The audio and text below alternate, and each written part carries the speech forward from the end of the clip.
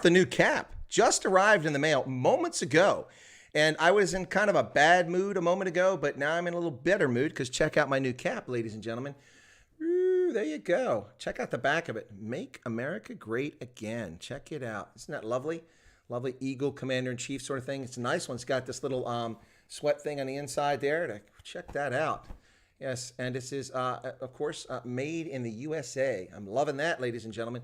Check out this cap. There you go. What do you think? You like it? I love it. It's my new cap. Yeah, so just before I bring my guest in, I had a little bit of a headache there. I went to do a little bit of grocery shopping on the way back. Some clown, I was going 55 in a 55 zone in cruise control, taking my time and no rush to get back. And this guy was in the left-hand passing lane. Of course, you know, for those of you in Southern Africa, we're on the other side of the road. And he was driving very fast and then decided that the car in front of him wasn't going fast enough. So without signaling, whipped over in front of me, kicked up a rock, and smashed my windshield, or windscreen, as people like to say in the Anglo world. And that's going to cost me about $500 out of my pocket, most likely. Yes, insurance, I have it, but if I claim it, it'll probably raise my deductible and cost me more money than that. So anyway, yeah, stupid drivers. You got to love it. Well, folks, my guest today is the one, the only Brett Sessums. I'm going to bring him in now. And Brett, we'll get you to take your mic off mute, and I'm going to bring you in right now. Here we go. There you go, Brett. There he is. Hey, Brett, welcome. All right. Hey, how you doing, Chris? I'm fine, but I got to make sure there's no feedback here. I didn't have an earpiece in. Sorry. Okay. So I know some folks have been looking forward to hearing from you, Brett, and learn a little bit more about you. And thanks for offering to come on the program. I appreciate it. So let's get started. Tell us a little bit about you. By the way, I like your hat. What's your hat say? It says Salt Life.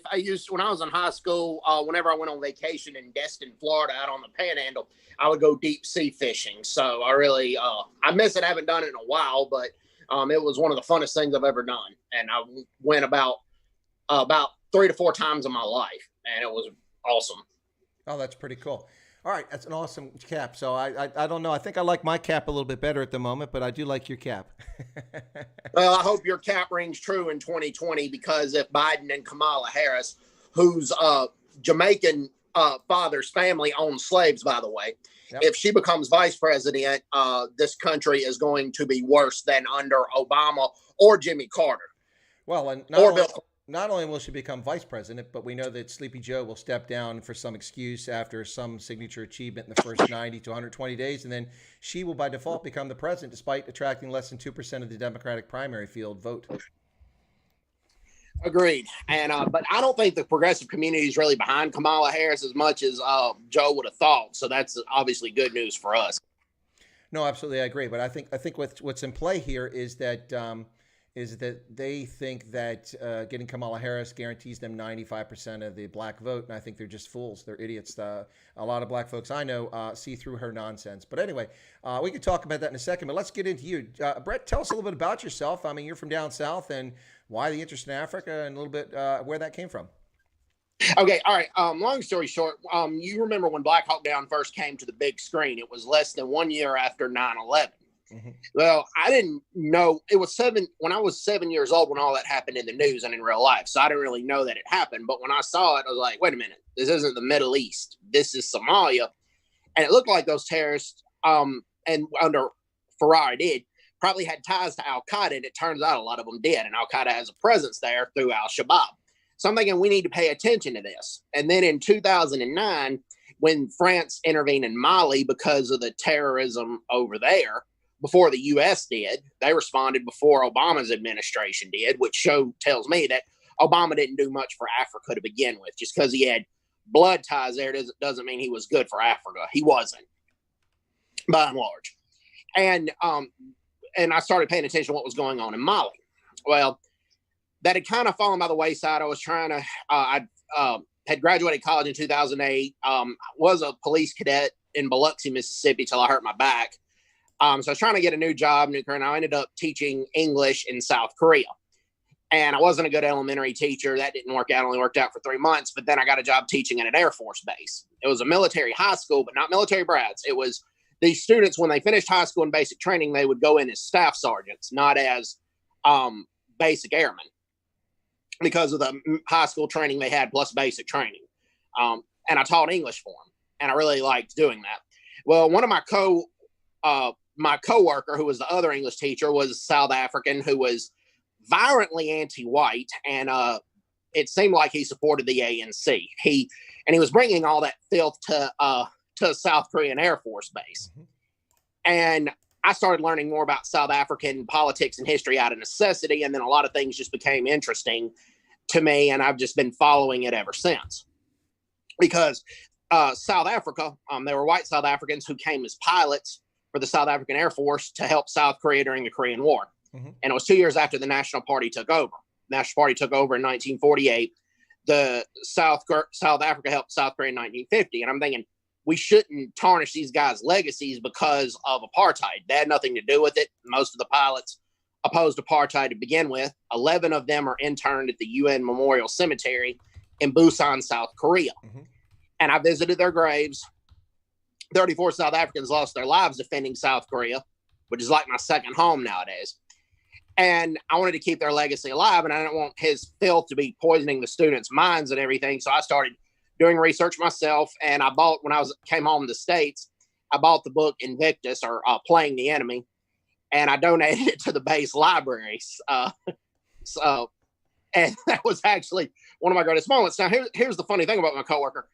He wasn't even black by South African standards. He was colored, but he was about the 10 to 15% of the colored population that's like Eusebius McKaiser, which think they're black, but if they never set foot in America, or if they never set foot in Western countries or the Caribbean, they're not black. They have a different culture compared to Bantu or Black African culture in South Africa. But he didn't see, he was colored, didn't speak Zulu or Xhosa or Sesotho or anything like that. But like Eusebius McKaiser saw himself as black and blamed colonialism and apartheid and white people for all of Africa's problems and all the world's problems. And I started doing my personal research. I'm like, this dude don't get it. He just hates me because of my skin color, and he wants everybody else around the base to hate white people. And I just felt like out of necessity, I needed to do my own research and do something about it as best as I could. So I hope that answers your question. No, absolutely, sure does. I appreciate that. So the Korea thing was always puzzling me because you got this connection to Korea. You know a lot about Korea, so that was always pretty cool. So now I understand. But when you said you were teaching high school kids, these were South Koreans. They weren't American military. Yeah, they were South Koreans, but like South Koreans, they start learning English from kindergarten. So by the time they get to where I'm teaching them at the high school level, they can speak basic English very well. So my job was not all that tough. Okay, cool. Sorry, there's I'm just looking in the chat here. There's somebody asked, was it, I think Tomb Raider asked who my friend is. Well, this is Brett Sessums, folks. You see the face. You may have seen it once or twice because he's called in on my show. I don't think he's ever called in on Ronaldo's show. Did you call him Ronaldo's show? I have, but that was before you started following the show. And then when I was called in, he had Google Hangouts. But then when he switched to Zoom, he didn't have call-ins as much. Yeah. No, I was actually following Ronaldo for a long time. I just never participated in chat for a long time. I didn't start doing that till springtime here is when I finally started commenting in his chats. I found myself out walking, and you've got to keep on your mobile. You've got to keep the YouTube app open. You can't close the screen or it stops. And so since I had the app, since the app's open and I'm walking, I'm like, well, okay, people are commenting. So I finally just started commenting because I was getting exercise. But anyway, so Brett lives, where do you live, Brett, currently? What part of the state? I live in Hattiesburg, Mississippi, which is home of the University of Southern Mississippi. And you probably know the great quarterback, Brett Favre. That's his alma mater, by the way. That's Brett Favre's alma mater. And my parents graduated from here. I graduated from Auburn University, the rival of the University of Alabama. But I did take an Asian studies class at Southern Miss when I was looking for a security guard job before the job popped up. And I enjoyed my course there very thoroughly. I wish they had an African studies program too, though. They'll probably get one in the future, but I don't see them having one right now. Yeah, so Auburn, the home of Cam Newton, if I'm not mistaken, right? Yes, it's the home of Cam Newton. He came there 2 years after I graduated from there. Oh wow! Okay, so all right, that's not all that long ago then. Cool beans. Right. Yeah, no, he did well for a while in the NFL. He's kind of fallen off, but I've kind of fallen off in the NFL, so I don't really know what he's up to these days. Yeah, he was doing well till he hurt his ankle, and he's a running quarterback. And when a running quarterback hurts their ankle, it's like when Michael Vick fractured his fibula. That's what happens. Yep. Yeah. No. Good point. So okay. So the Black Hawk Down movie had a profound impact on you. It sounds like. Yeah, it did because I'm thinking, why are we? And we should be paying attention to Iraq and Afghanistan and Iran, but with all that had happened in Somalia throughout its history, that just to me seemed like a hotbed for terrorism, and that not just America but the rest of the world needed to pay attention to what was going on in Africa, because it was Somalia then and even still nowadays, but now Mozambique. Look what happened. Y'all talked about it yesterday in Cabo Delgado, with ISIS possibly establishing a presence there, and the world just doesn't need to ignore what's happening in Africa, in my personal opinion. Well, no, I absolutely agree with you. Also, for me, as I've said many times in the channel, my big deal is I'm trying to get American business and American government to pay closer attention to Africa, because it's the next El Dorado. It's where the great fortunes will be made out to the year 2050 if people are smart, because it's going to have a massive consumer class, lots of disposable income, and a huge population. And the opportunities there, everything. I mean, infrastructure, building schools, clinics, software, port facilities, whatever you want to do is almost virgin territory in a lot of Africa, and anybody can go in and make things happen. Now, that doesn't mean Africa is easy. It's not always easy. There are challenges in Africa. I'm just saying that there's lots of opportunity, and that's why I kind of push it. But yeah, another thing I want to add about that is that with the racial tensions that are going on in South Africa, even what's going on in America nowadays, it's minor compared to the racial tensions that have been in South Africa. But it's spilling a little bit over, but not too much to Namibia. But South African union leaders and ANC and EFF have gone to some areas in Mississippi, particularly out on our Delta, where there's a large African American population. And fortunately, the foothold they've established there has been small, but it hasn't been insignificant. And I don't want that stuff, and this is no offense to any of your viewers or anything, but I don't want it to spill over to my state or to Alabama or to Louisiana, because there's this, I forget the name of the group, but the mayor of Jackson, Mississippi, Chokwe Lumumba, that's his name. I've been named after Patrice Lumumba. He was part of this group, I believe, called New Africa or Republican New Africa, where they want to establish an exclusively black-only zone, which is Mississippi, Louisiana, Georgia, and Alabama. But then they want the rest of the U.S., which would be surrounded by Caucasians and Hispanics, to pay for it through taxes. It's like their form of reparations, and it's, my personal opinion is that's highly ridiculous. And I don't want that stuff to be spilling over into my home state. And then also, black-white tension has honestly ruined South Africa. It's ruined a lot of the southern U.S. since almost the beginning of time, and I wish that would stop. I've never want to be ashamed who I was, but I've never held it against anybody who had a different skin pigmentation than I did, or a different culture. I'm absolutely with you. No, when I studied South Africa when I was younger, and learning about Steve Biko, it was not too long after he'd been killed by the police. To me, it always seemed strange that people had to tell others that it was okay to be proud about yourself. I never got that. Why would you feel shame or guilt based on appearances? But of course, I understand that historically where that mindset came from, but no one should have to have the role of a Steve Biko to tell people you should be proud of who you are. And so let's flip that narrative over for white South Africans. There's no reason to be ashamed of who you are unless you've done something wrong. If you've done something wrong or mistreated someone, then shame comes into play. But if you treat people fairly and you treat people by the golden rule, then no matter who you are, you got nothing to be ashamed of. I mean, my great grandparents, that's not me. It just got DNA. That doesn't make my character. Nurturing an environment and my personal choices make who I am. And I think we probably agree on that one, Brett.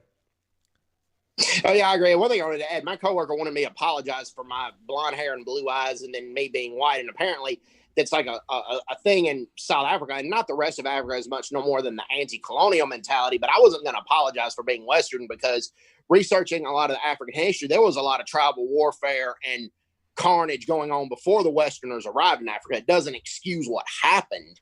But like in the DRC, or what became known as the Belgian Congo, the only tribe that was not at war before the Belgians came were the Pygmies. Everybody else was at war. Every single other tribe was at war with somebody. And it was the same with South Africa. I mean, the guy who basically hated white people, the coworker, at least I thought he did, because he wanted me to apologize for what I was. The white people didn't take land from the Khoi and the San. I mean, they did a little bit, but compared to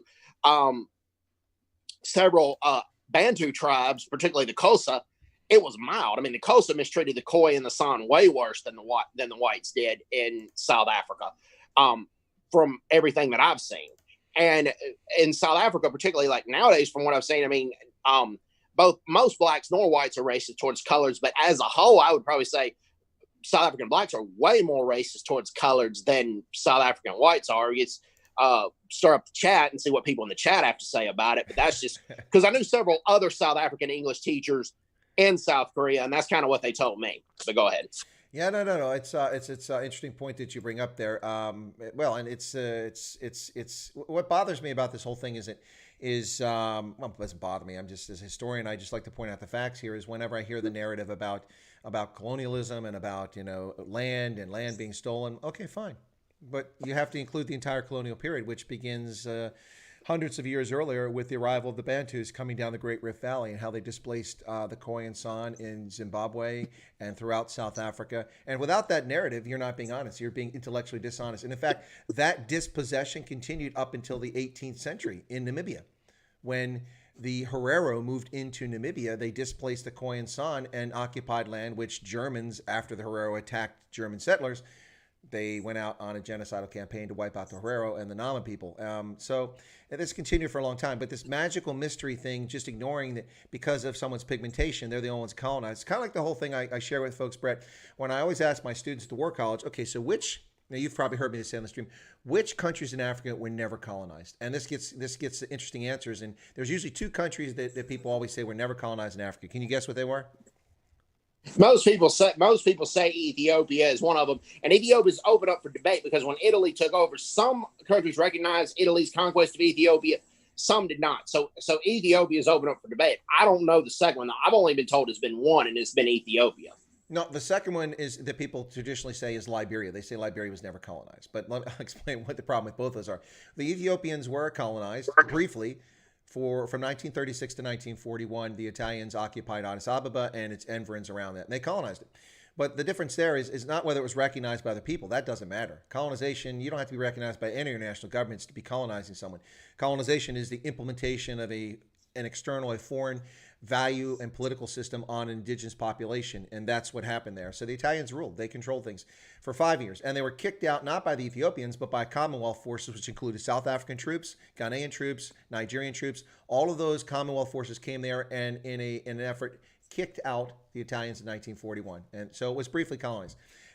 Liberia, people always say it was never colonized, and I say it was colonized, and then I always get a lot of people, especially Africans and Black Americans, who say, no, you're wrong. Liberia was never colonized. Well, of course it was colonized. The fact that the skin pigmentation, the people was brown or darker, who went to Liberia and imposed an alien political system and value system on the Liberian tribes, the Grebo and the Kru and all the other people who lived there, is no different. Just because their skin color is different, they impose essentially an American political system with its own local refinements on the indigenous population. And there were never more than 5% of the population ruling over. And that's why we eventually in 1980 had Samuel Doe come to power, because people were fed up with a system that discriminated against the indigenous population. So those are the two. The only country in Africa, in my view, that's never been colonized, somebody told me Morocco, but I disagree because it was a French colony. But the only country in Africa that's never colonized from my perspective was Botswana. It was Bechuanaland. It was a protectorate, and it was protected by the British because the chiefs, the Dikosi, went to the British and said, hey, listen, these Boers, these farmers coming into our land, they're competing with us. They're also cattle farmers. They're taking our land, and we're concerned. And the Brits were all too happy to declare it a protectorate and give its protection because they were interested in a Cape to Cairo, colony, and they just considered that to be part of it. But it was so important to them that the colonial administration wasn't even in Bechuanaland. It was in South Africa, in Mafeking. That's where they governed Bechuanaland from. That's how unimportant it was to them. So it developed its own system, largely unaffected by British colonial rule, and the traditional chief system remained in place up until independence in 1966. So it's always an interesting conversation. And when I explain it that way to a lot of people, they're like, "Oh, I never really thought about it that way."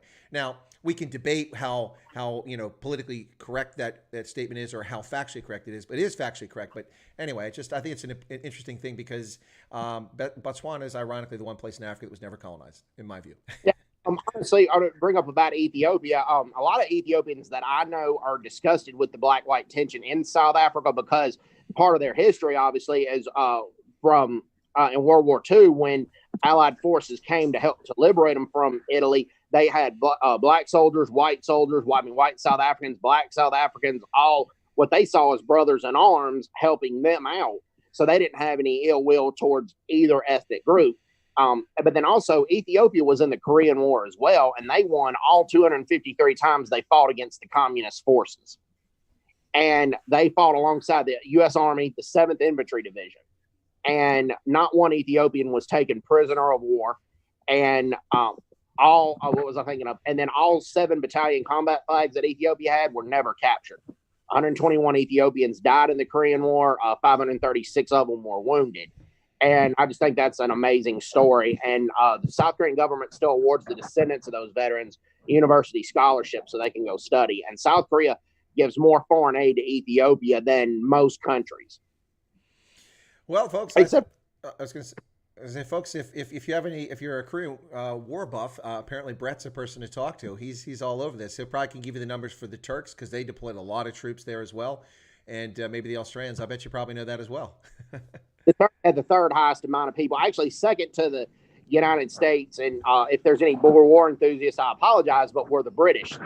They had the 2nd highest amount of casualties. The U.S. lost, I believe, 33,000. The British lost 1,106, and about 885 of them are interned at the UN Memorial Cemetery in Busan.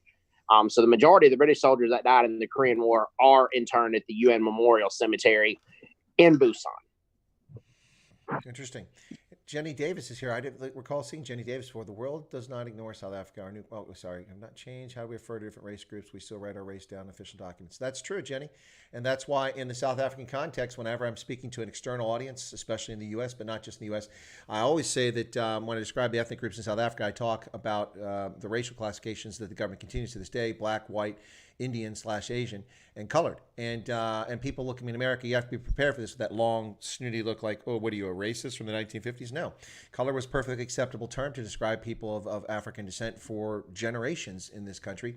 In fact, the National Association for the Advancement of Colored People still has it in their title because it was the norm at the time. It's not a derogatory term, but somewhere along the way, someone decided it was derogatory. Just like listening to what do we call it now? It's urban music. We called it soul music for decades, and then suddenly somebody said, "Oh, that's not right. It's urban music." Well, how is it urban music? So it's city music? No, they reclassified soul on the music shelves when they still sold CDs as urban. It's ludicrous.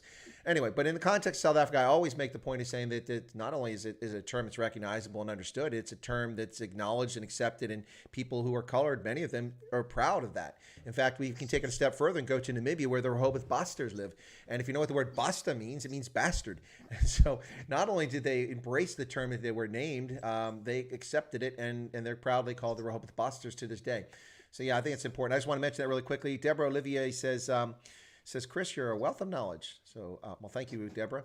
I remember hearing the word Bechuanaland when I was at school. Never put 2 and 2 together. Well, a little more on that, and then we'll get back to Brett, is that Bechuanaland, of course, right next door in South Africa, you had Bophuthatswana, which was for the Tswana-speaking peoples. Well, those are the same peoples on the other side of the border in Botswana, and a lot of Botswana who lived in Botswana were very proud of the Bophuthatswana anthem, and a lot of them learned it as little kids because they were very proud of that song. So it kind of carried that Tswana pride went across the border. So anyway, a little away from that, Brett. But yeah, that's fascinating. So you taught kids in Korea. That's pretty interesting.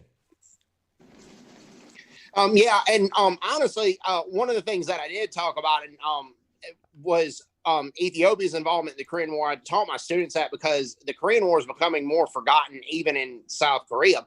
Yeah. But to minimize any racial trouble that my coworker was trying to start, which basically was, I talked about Ethiopia's involvement, but then, most Swedes are like me, they're blonde hair, blue eyes. Well, Sweden set up a hospital in Busan under their leadership of King Gustav V. Mm-hmm. And they treated a lot of people, and a lot of the doctors and nurses from Sweden came even when they were during their hours off or their days off, they would come and treat sick South Koreans or injured South Korean soldiers. And I always intertwine Ethiopia's involvement in the Korean War as well as Sweden's to show that blacks and whites, which they basically did in the Korean War, came together to help liberate South Korea. That's a good point. Fair point. Well, let's shift. I mean, the Korea stuff's fascinating. Maybe we'll come back to it a little bit. But by the way, let me say thanks to everybody out there. We're over 50 viewers at the moment. It's pretty awesome. We've got some stiff competition to some other streams out there right now. So thank you all for tuning into this one. I myself was really looking forward to the stream to hear more about Brett, because I first saw Brett in Ronaldo's stream, and he was super chatting. I'm like, Sessums. That's not an Afrikaans surname. That's not English.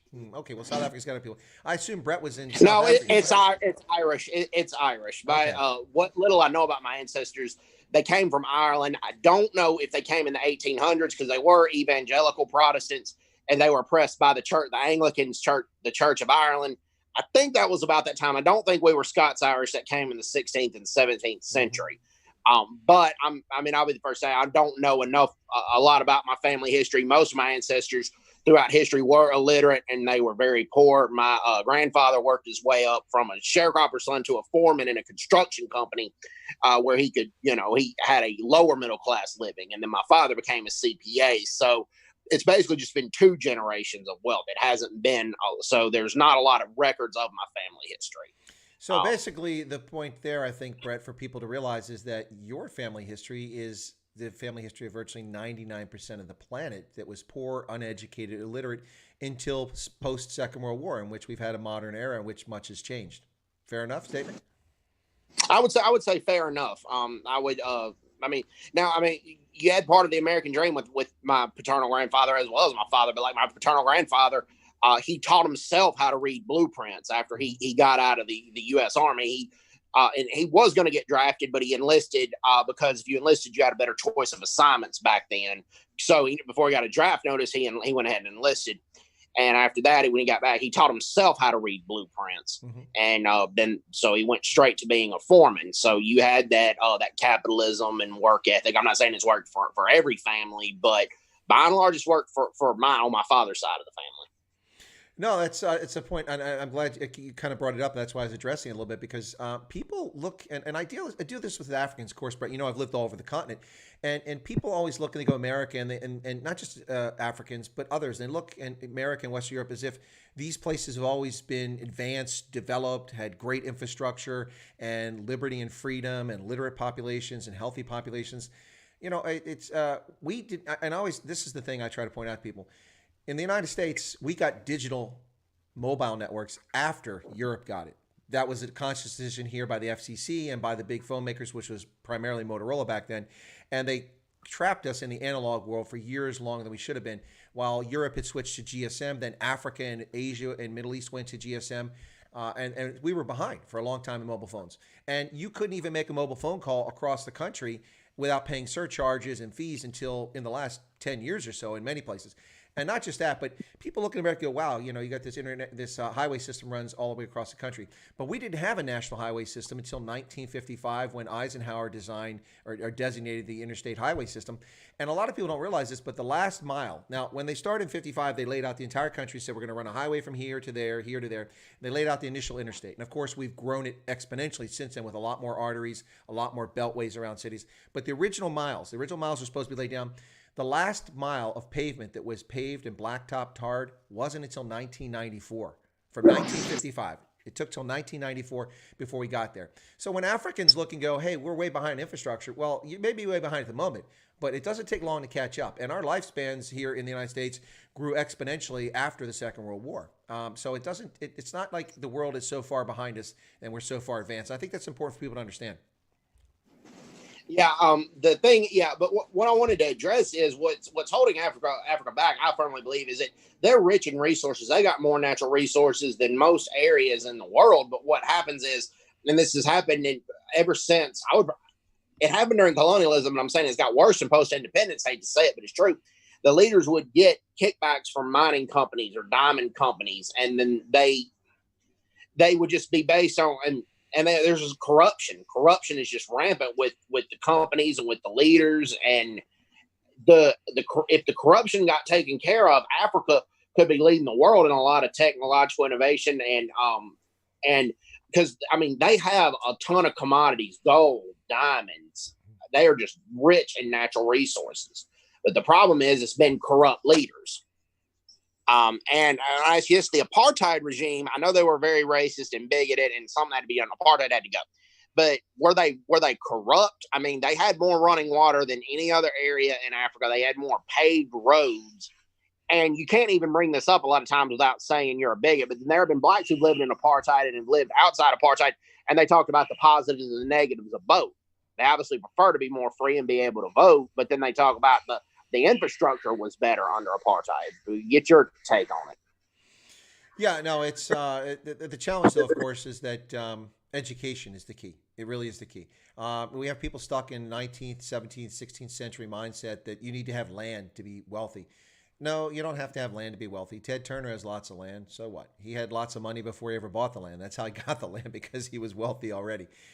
You can be wealthy by owning land if you make good use of it and put the resource to good use. But this mindset, the ANC's on this path. They're more concerned about turning 1 million black South Africans into small scale farmers and going the opposite direction the rest of the world is going, which is kind of commercialized farming, large sizes, mechanized, and the workforce is reduced. In the U.S., this, Brett, 85% of Americans were employed in agriculture a century ago. Today, it's less than 2% of Americans. We've mechanized it. It's been very successful, and most countries are doing that. Even Russia is mechanizing their agriculture. So seeing the ANC want to do that, but instead of focusing on education, to teach people to be literate, to think, to be critical thinkers, to make decisions for themselves, to be informed about life and about decisions. They're focused on things that they can hand out. Oh, here you go. Here's a hectare. Here's this. Here's a box of food. Here's a T-shirt. And I think it's the wrong focus. Education needs to be the key. Yeah, and you have to commend the president of Malawi, Lazarus Chakwera. He is trying to limit the executive powers, and he said how do you wear this? He compared it to parenting. That he said he believes a stronger parenting technique is letting your children make their own decisions, and he wanted the citizens of Malawi to be more to make more of their own decisions rather than the government make the decisions for them. And I think that maybe Malawi will become more economically prosperous within the next 5 to 10 years, because I believe he's putting Malawi in the right direction. Yeah, no, we'll see what happens with Lazarus. He's got a big challenge ahead of him. You were chatting or sent a super chat about Malawi having low corruption. I'd say this is generally a true statement, but the Mutharika government had some serious corruption issues, which are coming to the fore now. So we'll see how that goes, but we'll see what happens. Yeah, and that's why they got voted out, like big time voted out. Yeah, when there was a legitimate election. When they weren't stuffing the ballot boxes. Of course, that was a re-election. First time in the history of Africa that on a rerun of an election, because of irregularities, that the incumbent actually lost. The sitting national head of state lost. This is the first time ever. Malawi pulled it off. Malawi's pulled off a lot at first. It's impressive for such a small country, but it's still kind of poor and really needs a boost in some ways. Okay, yeah, I got you. Well, I wanted to ask you about Rwanda, and I know this may sound controversial, and it's going to sound anti-Hutu, and I don't have anything against the Hutus, but it seems like with Kagame, there's a lot of Rwandans that still want him in power. Yes, their freedoms have been limited. Yes, he wants to take Rwanda in the direction of Singapore, but Rwanda has become a lot more economically prosperous. It's one of the safest countries, not just in Africa, but in the world, and Singapore is too. Singapore, there's not a lot of personal freedoms as well, and I'm an advocate for personal freedoms, but also, this is kind of a caveat, I wouldn't mind going to Singapore.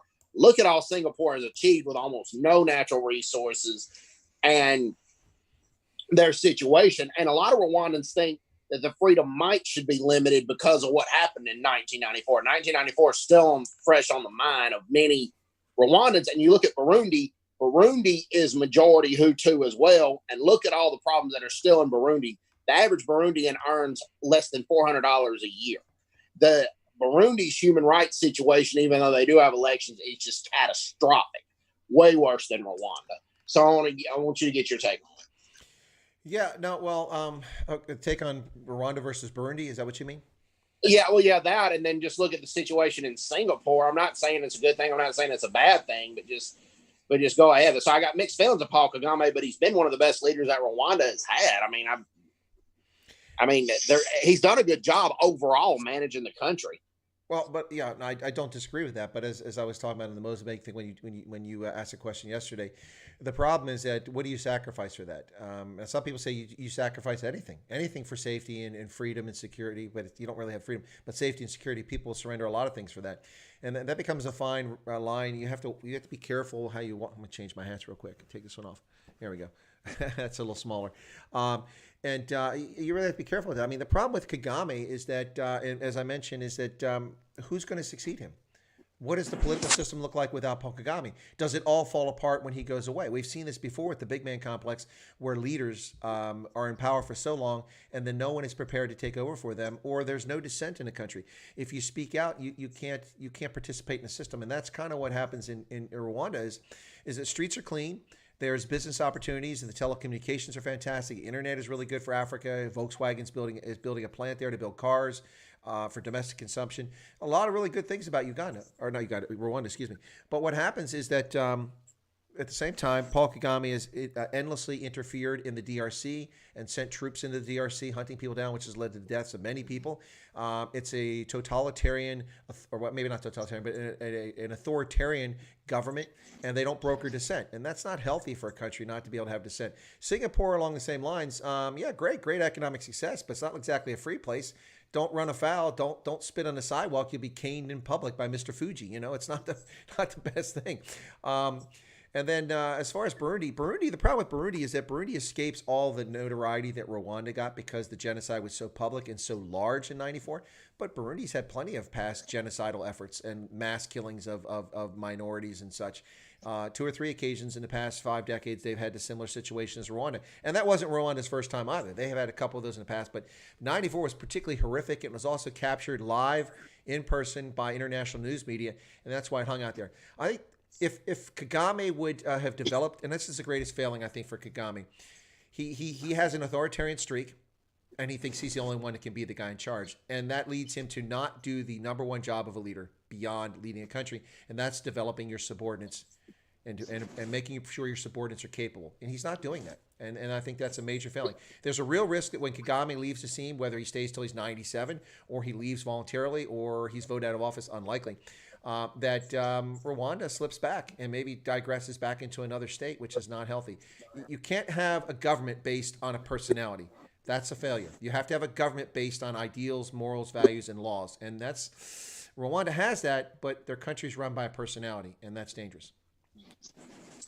Yeah, I mean, you have a point there, and I honestly worry what's going to happen to Singapore in the future because of the person who's in power in Singapore has been in power for so long, same as Paul Kagame in Rwanda, and that's a problem. What I was going to ask, because we talked about this yesterday, do you think there's any hope for Mozambique? I mean, ISIS has already got a strong presence there, and there's so many people that are fed up with the way Frelimo's running it. And Mozambique is near a key channel that a lot of world shipments go through there.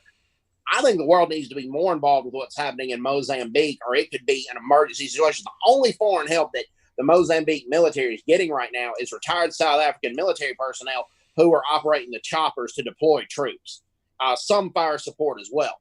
That's basically the gist that they're getting. They've hired some Russian mercenaries as well. But it's just like the world just seems very apathetic to it. And not just in Niger, the U.S. citizens are apathetic to what's going on in Niger, but not the government. There's been 2 major donations of military vehicles and military training to Niger's military. So I think that situation is going to be stabilized. But Mozambique, it just seems like, excuse my language, but people don't, give a shit. Well, they don't. They don't. Nobody can be bothered with Mozambique. It's too far. It's too disparate. It contributes too little to the world's economy. It speaks a funny language, Portuguese, that almost nobody other than Brazilians on the planet speak. And I say that in all seriousness.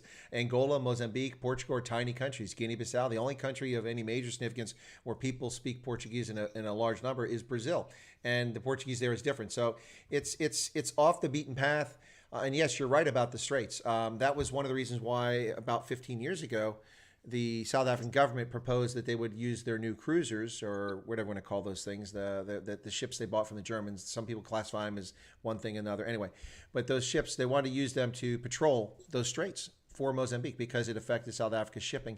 But they can't man the ships, and so they didn't do it. They also want to participate in Combined Task Force 150, which is a multinational naval task force that's off the east coast of Africa. The South Africans going to contribute ship to that, but they couldn't do that either. Yeah, no, Mozambique is not important to people. A handful of people know about it. A handful of people have any experience. A handful of people have actually been there who can speak authoritatively. Joseph Hanlon is one of them. The 2 people I had on yesterday, neither one of them spent, Colin's never been there, and Miranda's only been there briefly because she's in the academic world, and that's how she funds her travel.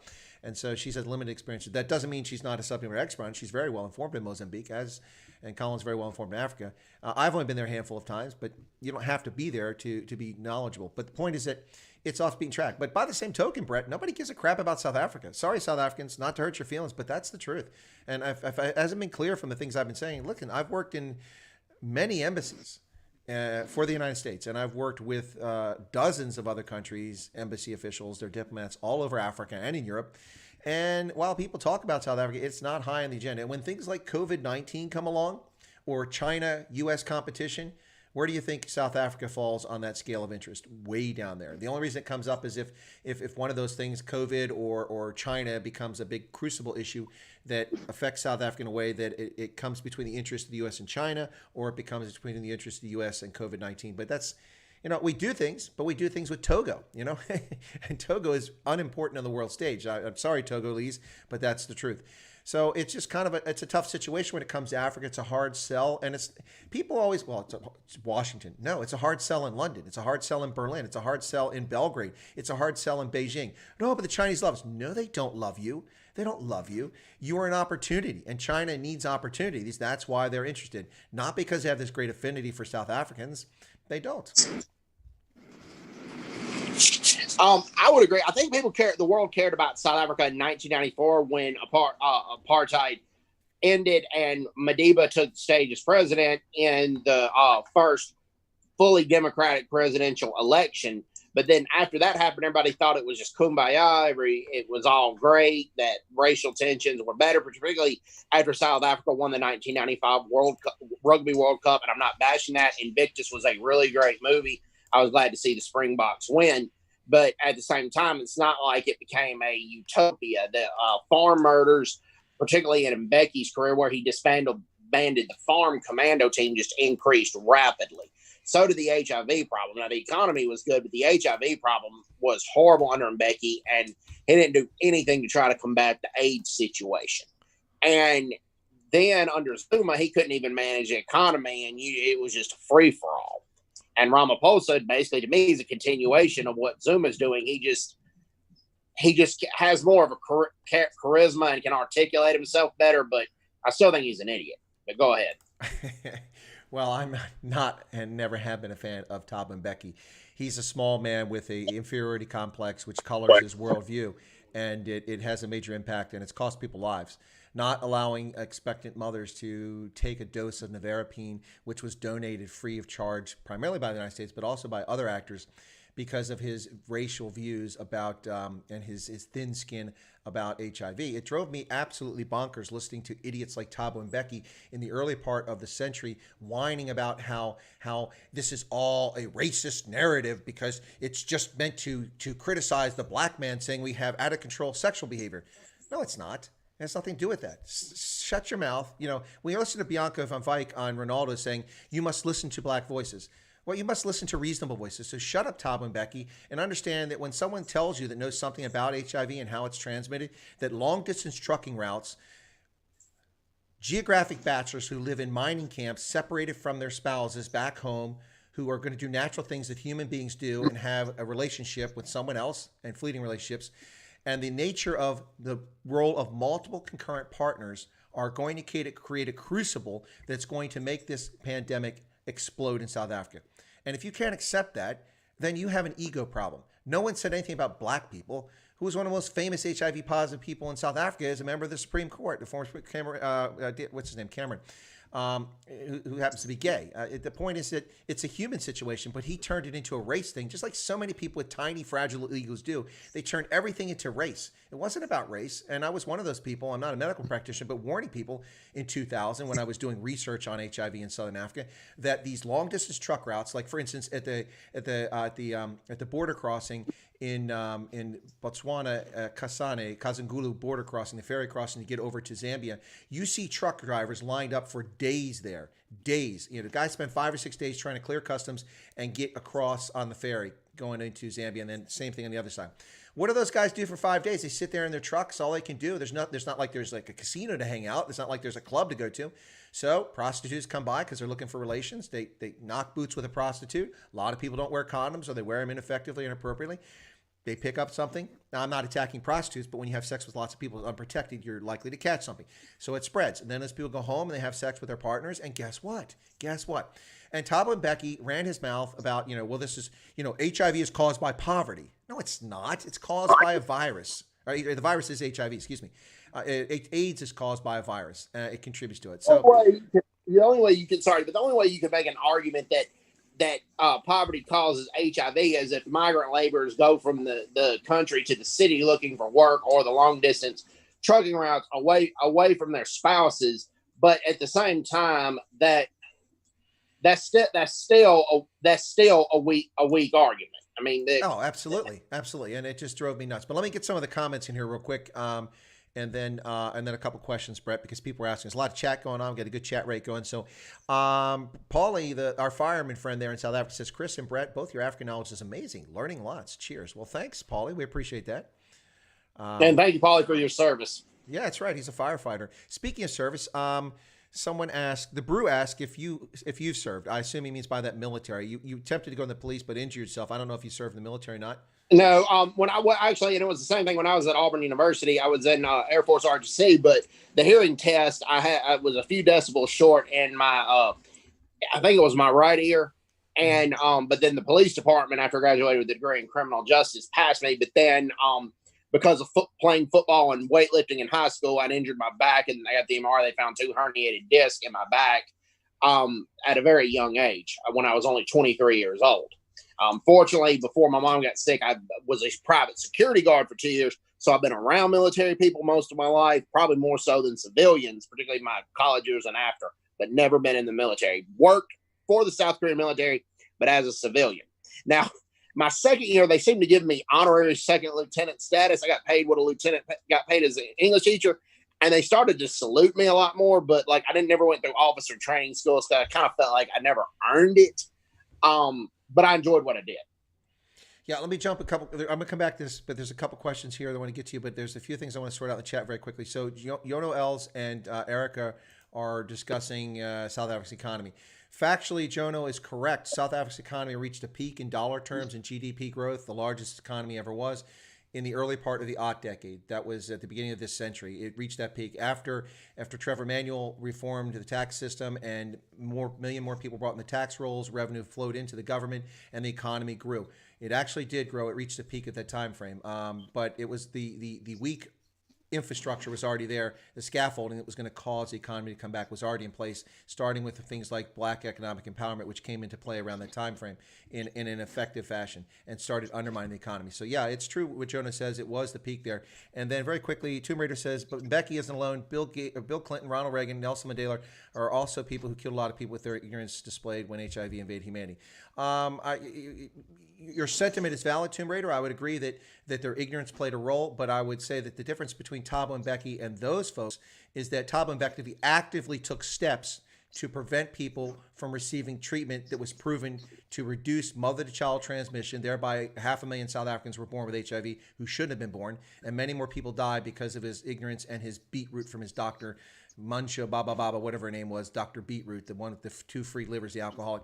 So Mbeki actually took steps that caused people to die, proactive steps. Whereas Clinton, Reagan, and Nelson Mandela, you could argue they ignored the pandemic. They didn't want to be bothered by it. That's a fair statement, I think. But anyway, let me get back. There was a question. Yeah, but I'm going to add to that. Madiba apologized for it, and he admitted, honestly, he didn't use this language, but he admitted that he fucked up on this situation. He admitted that he messed up, and when Mbeki became president, he admitted that, but he said, Mbeki, don't make the same mistakes that I did. Please give free contraceptives that were donated to the United States to pregnant women, so at least help the baby not get HIV, or to do what you can. And he basically got on his knees to beg Mbeki to do so. And Mbeki, basically, I thought was a sociopath and just refused to do so. And I asked, did you think Thabo Mbeki was a sociopath? Did he fit the criteria for sociopath? I know Mugabe did. That's all another story, because my coworker was an honest admirer of Mugabe, and he would give a sociopath smile. It's like, Mugabe's a smart man. No, he wasn't. Mugabe was responsible for some of the worst human rights violations in history. He was like the African Hitler. But go ahead. Yeah, no, Mugabe. As far as Mbeki, no, I don't think he's a sociopath. I just think he's a technocrat who's arrogant and pompous and full of himself, and he couldn't be bothered. And that's why he got unseated by the ANC. Because he was so cold and distant and didn't listen to other people in the party, he allowed himself to be outmaneuvered by Jacob Zuma, who knew where all the bodies were buried. People forget that Jacob Zuma was the head of intelligence from Mkhonto we Sizwe. While Mkhonto we Sizwe was a joke when it came to a military force and very ineffective as a terrorist organization after the Rivonia trial and all the way up until the end of apartheid, it was ineffective. Yes, there were bombs. Some people died, but not a very effective campaign. That campaign was never going to cause the National Party to stop governing. The MK intelligence was very effective at persecuting and murdering their own ANC cadre, especially in Angola and the bush. So he knew where the bodies were buried. He had dirt on everyone. And even though, in fact, he couldn't read and write, he is capable of doing things. So Mbeki, because of his arrogance, got himself unseated. And I don't think he's a psychopath. I just think he's arrogance.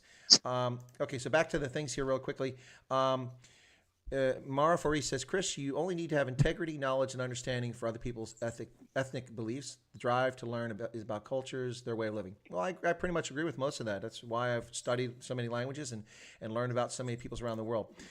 Donna said to ask you, and this is really what we want to talk all about, but she said to ask you, well, before I get to that, because I don't know what this was, give Totenkopf a chance to respond back. I don't know why he called himself Totenkopf. That's a Nazi SS division. But anyway, Totenkopf says, those covets don't work. I think you might have meant to say caveats, covets, or you're talking about Kotfot, the crowbar unit in Afrikaans. I'm not sure. He says, Chris White, those covets don't work. I think he means caveats. And I'm not sure which caveats he's talking about. But Donna Tango63 said, hi, everyone. I hope all is well. Chris, please ask Brett how long he has followed all things in South Africa or Africa. And I think that we got the answer. It was after he watched the Black Hawk Down movie. Yeah, that was kind of it. I followed more Somalia. I'd probably say the events in South Africa were when I was in South Korea, and my coworker would come at me like with all the colonialism stuff and all the apartheid stuff, and I educated myself more about the Boer War and found out that the Afrikaners were oppressed, and then they oppressed a lot of the government. The National Party oppressed the black population, so it was kind of a cycle of oppression. Mm-hmm. And then I watched the movie Invictus. So it was kind of like from 2012 on. It's been about 8 years now. Okay, cool. Yeah, well, you've done a pretty good job getting yourself pretty well informed in that short period of time. I've been following Africa since 1979, 1980 in earnest. So it's interesting. Cool. And then let me get back to the comments here really quickly. There was, let me find this very quickly here. Oh, yeah. Oh, Jono Els is talking. He says, many foreign companies have opened doors in South Africa, creating jobs for people here, growing the economy, such as Amazon this year, Google long ago, Microsoft, PlayStation. Yeah. Okay. I'd have to take exception to that, Jono. At the same time, General Motors has left South Africa, costing hundreds of jobs. We just saw that Guinness? It was just abandoned their factory. Anyway, it's just, I think, Guinness or Carlsberg just abandoned their factory in KZN, which is going to cost hundreds of jobs. More companies are pulling out of South Africa than are going into South Africa with jobs. A handful of technical jobs and well-paying jobs from Amazon and Google don't offset the loss of foreign direct investment in South Africa. They've announced things, but these things haven't come through. There were $25 billion worth of foreign direct investment deals announced, courtesy of Cyril Ramaphosa's begging tour in 2018. And almost none of them have come to fruition. There are a few exceptions, and you mentioned a few of them here. Well, nobody's going to invest in any country where there's no protection, that the government's not going to take everything that you have. Nobody in their right mind, I don't care what color you are, is going to invest when there's expropriation without compensation via land or businesses. Mm-hmm. But go ahead.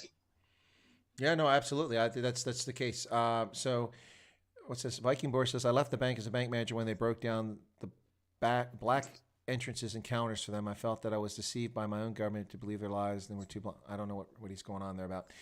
Anyway, back to the comments I found here. So Yaakov Ivanov made a good point, which I neglected to mention, is that one of the things that also contributed to South Africa's economic success in the early part of the millennium was that you had the Scorpions back then. Now, I was against the Scorpions when they were first introduced because they seemed to be an extrajudicial sort of body with unlimited powers of warrants, arrest, detention, investigation, prosecution, imprisonment. They could do all that stuff. And I had challenges with it. But by and large, I would say the Scorpions were an amazing response to crime in South Africa. The problem is that there was so much crime that eventually they turned their attention to the politicians, and when they went after the ANC, they were disbanded. And Leonard McCarthy, they tried to destroy his reputation, but he was a brilliant guy running the Scorpions, and they did some amazing work. It's really a shame that they're no longer around. So that's knowledge that I did not know. I never knew about the Scorpions, so thanks for mentioning that. No, the Scorpions were amazing. As I said, I was opposed to them when they started because I don't care for extrajudicial things. But the problem is that South Africa's judicial system was broken and remains broken. People were not being prosecuted for crimes. They went after white-collar crimes, and it had a major impact on getting rid of corruption and graft. After the Scorpions were disbanded, it's gone completely opposite direction. South Africa's a disaster. So Yako added another thing here. He says, Chris, what do you and Brett think South Africa and Africa in the Western world would have been like if there was no apartheid? Well, that's an interesting question. I love counterfactuals. I feel like I'm on the Big Bang Theory, so counterfactuals. So, Brett, what do you think? What do you think the U.S. and Africa and South Africa would look like if there never been apartheid? If there had never been anything like apartheid or Jim Crow, I mean, this is kind of an oxymoron, but I don't think there would be, I'm not going to say this, but the riots and stuff would be under control. Not that the reason they would still happen here and there for various issues from all races, but like they could be policed a lot better because people wouldn't have quote unquote excuses to go out and do what they're doing. And honestly, had we not had Jim Crow in the United States, we wouldn't have some of the Black Lives Matter and the New Black Panther Party, and they're all racist, bigoted organizations, but they wouldn't have a platform. So as much as I don't blame slavery or Jim Crow for a lot of the problems that plagued the African-American community, it wouldn't give them a pedestal for selfish leaders like Jesse Jackson and Al Sharpton to stand on. So, I mean, like example, like Mississippi used to be the fifth wealthiest nation. That was before the Civil War. And we've been number 50 out of all 50 states, have been 50 for a long time. And I honestly think that's kind of God punishing for a lot of the bigoted racist practices we've had. Now, here's what I'm going to say as a Christian and as a person. That's God's business, not yours. So you do not throw me any bullshit saying you're coming out here because God told you to kill white people or God told you to harm white people. No, he did not. That's God's business. What he wants to do with it, it is not your business. And that's Satan coming to you disguised as God. If somebody's telling you to do that, those farm murders are not orchestrated by God. I can guarantee you that. But go ahead. No, I just had to make a medical announcement. I think that if Lazan is in the chat, Lazan, could you do a health and welfare check on Grant Rothman? I'm concerned about his kidneys and his liver. Apparently, he drinks Black Label and pisses Castle Lager. So I'm not really sure what's happening there. So you might want to do a health and welfare check on Grant because apparently his kidneys and liver are misfunctioning. So I just thought I'd mention that. Anyway, a little light moment there. Yeah, no, Brett, a counterfactual like this is a hard one because there's so much to unpack. If there had never been apartheid, I think it would have no impact on the United States so far as our race relations in this country. It would have no impact whatsoever. If there had never been apartheid, it would have affected our international relations. Ostensibly, we would have been allies or friends with South Africa, a multiracial South Africa, because it had been a British colony and was a country after that. And we have a long established relationship with Anglophone countries. I mean, look at Australia, New Zealand, Canada, and such. So I think we would have had a much closer relationship with South Africa than we do today. The problem for us diplomatically in the United States is that everybody's mad at the United States and South Africa. The ANC's mad, the EFF is mad because we didn't do enough to end apartheid. And a lot of people who are in the National Party are mad because we betrayed them. Well, neither story is correct. There's partial truths in both. And it's difficult to walk a fine line between, in a bipolar world when you have proxy fights going on outside of Europe over communism and democracy in the West.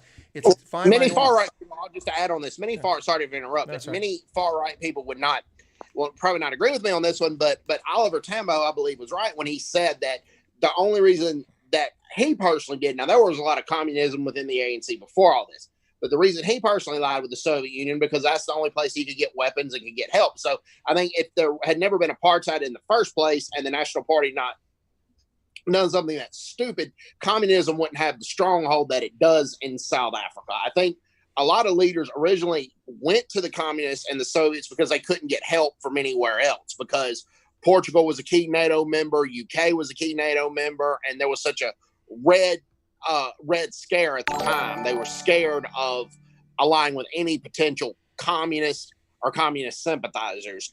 And I really think had there not been apartheid, communism wouldn't have such a synonymous with anti-apartheid views. And communism wouldn't be the problem in Africa that it is. But go ahead. No, I got to do a quick salute real quick because Petrus Ostoys has just become a member. So salute to you, Petrus. Bye, Donkey. Thank you for becoming a member of Chris White Africa. It's my pleasure to have you. The Brew is departing because the Brew is getting tired of us saying apartheid. I'm sorry. Is it not a historically accurate term for the description of the period of governance from 1948 until 1994, Brew? It is. It's universally That's the accepted. policy the NP admitted. That's what they said it was. Exactly. Yes. No. I think the problem the brew is having, is that apartheid, in its literal translation, means separateness, separate development. Okay, you got that. But that's what the system was called. Should we call it monkey green blue? Okay, we'll call it monkey green blue. So 1948 to 1994, the period of monkey green blue in South Africa, was a particularly trying time for people of all races and ethnicities. Come on, brew. Come on, man. Relax. No one's attacking the Afrikaans language, and no one's misstating things. Come on, dude. Have a beer. Go to the garage and chill out, man. Relax, brew. Okay. So there's a few things here I wanted to catch really quickly. Jeff asked the question of me, and before I get to that, so folks, you're listening to Chris Wyatt Africa on the Indaba Africa channel. I'm Chris, and my special feature guest is none other than Brett Sessums, the one, the only Brett Sessums, who you may know from Ronaldo Host's channel or know from my channel. So welcome to Brett. We've got him on the channel here. We've been talking for a bit, but let me address this question that just came up from Jeff a moment ago. Jeff said, was Chris Wyatt, wasn't apartheid a closed economy? Yes and no.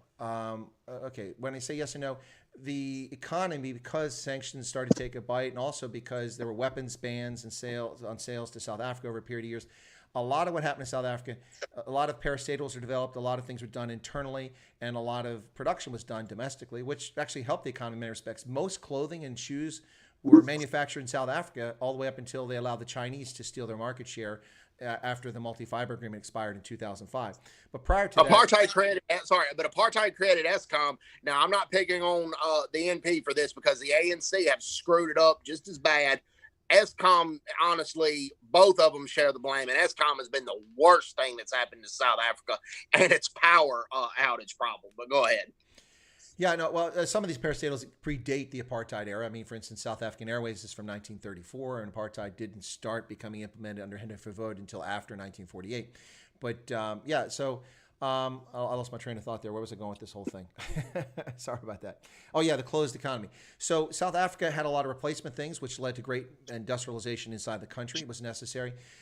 But it wasn't a closed system from the standpoint that you couldn't trade currency, you couldn't trade with foreign. There was trade. South Africans were exporting Krugerrands and natural resources all the way up to the end of apartheid without any interruptions. But what did happen is that a lot of businesses, Western businesses, abandoned South Africa in the mid-1980s, which had a bad impact on the economy as well. So closed system, not entirely closed system, I would say. Then we have here, Andre Jacob says, what do you think we should have done instead of apartheid, considering situation in those days? That's a good question. Andre's in China. Any thoughts on that, Brett? And then I'll come in after you do. There should have been, honestly, English is the official language, but then you could have had secondary classes in Afrikaans or Zulu, and they should have not done with the passes where you had to be, if you weren't a certain race in a certain area, you had to have a pass. They should have done away with the passes. They should have made English the official language, but then allowed Afrikaans and all the other Bantu languages to flourish, and languages in both, and not implement education system based on one's race, because you had the Bantu education system. And I think the current government does a disservice to the 1976 Soweto uprising. They didn't care that Afrikaans was spoken by Afrikaners. They didn't care that Afrikaans was spoken by South Africans. They didn't want Afrikaans in their schools. And I think had they went with English rather than Afrikaans as the main language, there would have been a lot less tension in that area, and then there would have been further explanations. And then you could have had that system other than apartheid, and you could have also just had a system, even now, not BEE or apartheid, based on your qualifications, your merit, and your credentials. Best man for the job, not because you're white, you get a job, or because you're black, you get a job. And that's just ruined South Africa since 1948, maybe even before that. But go ahead. Well, I wasn't going to weigh in the language, but people are commenting back the language. That's obviously touched the nerve. So, yeah, I think the problem is this, is that after South Africa became a republic in 1960, of course, the gift of hindsight, the gift of history, the way to look at things, the way the history has gone. But if we want to be honest in today's context, and we were able to go back to 1960 and set the path, then a better path would have been in 1960 to have embarked on a program that would have improved education for all South Africans, which would have grown the economy by developing more skills and bringing more people into it, instead of denying educational standards, keeping them lower, and allowing children to be educated in their home language as their first language to being educated in. And that winds up leading to some small populations, but it's probably better across the board. And then teaching kids starting in elementary school mandatory second language, and the mandatory second language honestly should have been Afrikaans or English. English because of the international impact and how it affects the world. And even in 1960, we knew this. It was one of the most widely used languages in 1960, most widely spoken second languages. And then Afrikaans because of its massive impact and importance in the country with such a large population base. Even today, it's the second most widely spoken first language in South Africa, and it's also amongst the top second language in South Africa. So you have in South Africa 8 million coloreds. 2.5 million whites, that's 10, 11 million there. Plus you have Indians and colors who speak as a first, or Indians and blacks who speak as a first language. And then you add in the second language because you have somewhere between 16 and 20 plus million people in South Africa who can speak some degree of Afrikaans out of a country of 58 million. So that would have been natural. But what should have been done from 1960, given the gift of luxury of time, and of course now someone's going to tune in after this and go, what are you talking about? The gift of luxury and time, and today, hindsight is 2020 if you pay attention to history. There should have been an effort to move a political dispensation to bring other people into the political arena. And it could have been done on a protracted basis that would have done over time, something that Ian Smith said he was trying to do in Rhodesia, but I don't think he was really committed to it. He's talking about changing it. And over time it would have worked. But they monkeyed around with this in the 1980s by giving Indians and coloreds seats in parliament and the right to vote, but it was restricted in many ways.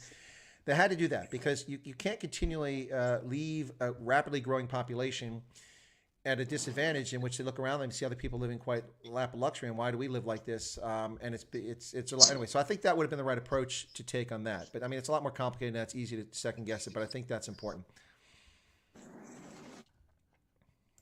During apartheid, whites were guaranteed a job just because of the color of their skin, and when through BEE, blacks are guaranteed a job, or that a business has to hire so many blacks, no matter if they're qualified or not. I mean, qualified white engineers are losing their jobs. That's not effective either. That's what I was talking about, is that South Africans always had a best man for the job, regardless of their skin color, the most qualified candidate out there. And I think that would have helped improve the situation and probably would have ended apartheid sooner. And it probably would have, you wouldn't be having the reverse apartheid that you have now. Yeah, no, there's a lot of this language thing is really touching a lot of buttons here. So let me adjust a couple things. The language came up. Jono L says, I don't think it's fair for a school or university system to force you to learn a different language other than your home language to graduate. Well, I disagree. It's not productive for South Africa to have 11 different language educational systems at the post-secondary level. It's not efficient. It's not productive. How many biochemical engineers speak Tswana? How many speak Siswati? How many speak Venda? How many qualified people are geneticists that speak those languages in 11 different languages, that know the skills in 11 different languages? I don't think it's unreasonable. I think South Africa had made a big mistake. It had well-established, effective, useful Afrikaans median language universities already in place. They should have left them alone. And they have English universities left alone. They could have considered, instead of damaging that system, adding Zulu, Xhosa, that sort of thing, language mediums. They could have done that on a small scale and gone slowly forward. But changing and removing Afrikaans from universities and forcing English on everybody, that was not a wise move, I don't think, because you go from a home language learning and then you go to university, you have to learn another language. The reason I didn't go to the University of Mainz is that although I was fluent in German, I wasn't comfortable that I was at an academic level, and I was right. I wasn't until later that I could read and write properly in German. I could speak it, but speaking it doesn't mean you can go to university. It's a real challenge. So I get Jono's sentiment, but I don't agree with it fully. Right, and what I was saying with, like, not from 1948 onward, if English had been the main language versus Afrikaans, I'm not saying that the party shouldn't have embraced Afrikaans. No, I mean, Afrikaans is a cool language, and it's rated as one of the coolest accents in the world. What I am saying is English, and I'm not trying to sound ethnocentric, but the United States and the UK have been traditionally, a lot of times, the superpowers. And English has been the international language of air travel. It's been the language of a lot of commerce. And that would have included South Africa in the international community. And when the war against communism in the 1980s happened, that the world would have not saw things just as one-sided. Because I mean, it was even during the apartheid years, there was superiority complexes for Afrikaans speaking whites versus English speaking whites, and I thought that was counterproductive. Now, should somebody be beat up because they're using Afrikaans? No. If somebody kills somebody because they're speaking Afrikaans, they need to get the chair. They need to get the death penalty. And if a private university or a private school wants to use Afrikaans, they should have the right to. Should Afrikaans be included in this? Yes. I'm not saying that it shouldn't have been one of the official languages. I was just saying it would have been a lot better off. I thought had English been the main language during that time. That's what I'm saying. Yeah, no, I don't think that anyone misgot that. But a couple more comments here. Yeah, this is still on this topic here. Tomb Raider said that Afrikaans should never have been forced upon black students. What he's referring to, I think, is 1976, which precipitated in some ways, although it was fostered by elements who were looking for trouble, but the student uprising in 76. And I think that, I agree with him. I don't think that the government was wise. They made a huge mistake in 76 trying to force students to be taught in Afrikaans all across the country. Their obvious goal was to make Afrikaans the only language of the country. Now people dispute that and say, no, they just want everyone to be proficient in Afrikaans. Well, you're not proficient in a language if you don't learn the grammar and you don't study the language. And so English is my native language, although it was not with my ancestors. But if I had gone to school in another language, then I would not have been as literate and as educated and able to think critically as I'm able to do now. Now, having done that, then I can learn other languages. In fact, most of my language, well, in fact, all of my second languages I learned after getting an education, not prior to it. But I'm not against having multiple language taught in school, and that's why I suggest in primary school they should start with a mandatory second language that they start teaching. And in South Africa, it could and should have been English and or Afrikaans, depending where you're at. So I think that's important. But yeah, and there was let me see. There's one more thing here, Brett. Sloat Steam Comp makes a point. He says one thing that should have happened was that the father had to move away from families for work. That created a lot of social ills, and we're still struggling with. Yeah, and I think what he's talking about specifically there is migrant labor, not just migrant, but in the mines, that sort of thing. People coming from rural areas and moving up to mines and working them. Some mines are remote, and so not an ideal place to take families, so I understand that. But gold mines, for instance, are right there in the heart of the Midrand. Johannesburg is surrounded by gold tailings. Look at all the hills on the south and southwest side of Johannesburg. They're all tailings from gold mines. And so there's no reason why miners' families could have been close from there and they had to come from so far, except that there were restrictions on travel and residency and that sort of thing, and then past laws for a long time. And I think the Sloat's correct. We're still living with the consequences of that. It's a real problem in South Africa. Oh, I agree. And one thing I wanted to add with the 1976 Soweto uprising, I think what goes on nowadays, the ANC insults the protesters and demeans them. The people who protested in 1976 did not care that Afrikaners were speaking Afrikaans. They didn't hold that against them. They didn't want Afrikaans to be forced upon them. They didn't want to force their languages upon the Afrikaners either. I'm not saying it was separate but equal, but they weren't trying to get rid of Afrikaans altogether.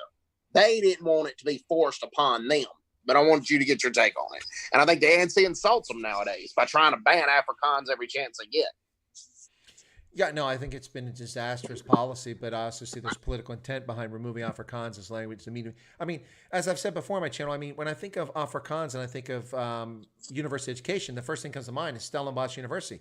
It's no longer the medium of education in Stellenbosch because people who migrated in there came there to an Afrikaans university and whined that they had to learn Afrikaans. Well, what did you think it was when you applied to the place, you genius? You knew the language of the media instruction was Afrikaans. It's Stellenbosch University. That sounds Afrikaans. I don't speak Afrikaans, but I can tell that's Afrikaans. Mara's taking off, and I think Mara was taking exception to something said. I don't know why, but she said, "Good night. You never lived in South Africa. It's easy to speak when you're living on the other side of the fence. We had a choice, which was English or Afrikaans." Okay, Mara. Sorry, you got to go. Yeah, I have no compunction whatsoever about speaking about language learning because I speak 6 languages and I've learned them through a variety of different methods, total immersion, through academics, through simply living around other people speaking a language in an environment, and I have no problem with it. But what people are talking about with English and what you said and some people in chat are saying is, English is language of aviation. All pilots talk to towers in English. It's a language of commerce around the world. Chinese don't come to South Africa and speak Chinese. They don't come to South Africa and speak Afrikaans. They come to South Africa and speak English. Chinese don't speak English naturally, but they have adopted it for business practices because it's a language of commerce. It's also a language of the internet. And yes, I know there's hundreds of millions of Chinese online, and they use other characters, but people do the real world business in English across the world. It's a language of science. If you go back in academic world, you go back a century ago, you will find that the majority of scientific papers in chemistry and physics and fields like that were all published in German. in German, because that's where the leading voices were. So Americans and British and French who wanted to have their papers published had to learn German if they were chemists and physicists. And so they learned German, and then they published their papers in German, even though they were Americans and even though they're Brits. And now you flip forward to today, 85 to 90% of academic papers in those fields are published in English, even by Germans. They write the German chemists write their paper in English these days, many of them. And so it's completely flipped around. So, I mean, learning English is a very useful thing. And it's not an ethnic. No, that is true. I took one biology class in college, and I'm horrible in science, but that's what our teacher said, that if you wanted to be big in biology when he was in school, you had to learn German. It's something that I remember being taught. Yeah. Tomb Raider said English should have been the medium of instruction from the beginning because of universal language. I disagree, Tomb Raider, with that. I don't think that English should be the medium. I think that all children should be able to grow up in the language. Okay, I should clarify this. Immigrants to a country shouldn't be allowed to grow up learning the language of the mother country in a country that doesn't speak the same language. And what I mean by that is any Thai, any Laotian, any Korean, any Mexican, and a Venezuelan student whose family migrates to America, comes here with the intent of living here, should be going to English language schools. English is our language, not our official language, but it is our language. And when you intentionally allow multiple languages to proliferate in a place which has essentially a de facto official language, you undermine social cohesion. In a place like South Africa, where you already have these existing languages, then you should allow those students to be able to be taught in their language. But it becomes a challenge. At the primary school level, it shouldn't be that difficult to have qualified teachers. You're not teaching advanced things or critical thinking. You're basically teaching people how to read and write and arts and things like that. So that's not hard. But once you get to secondary school, it becomes more challenging. You get qualified teachers. When you get to university, it becomes very challenging to have chemists in 11 languages publishing, because they're all going to publish in English anyway. So why aren't they learning English at university?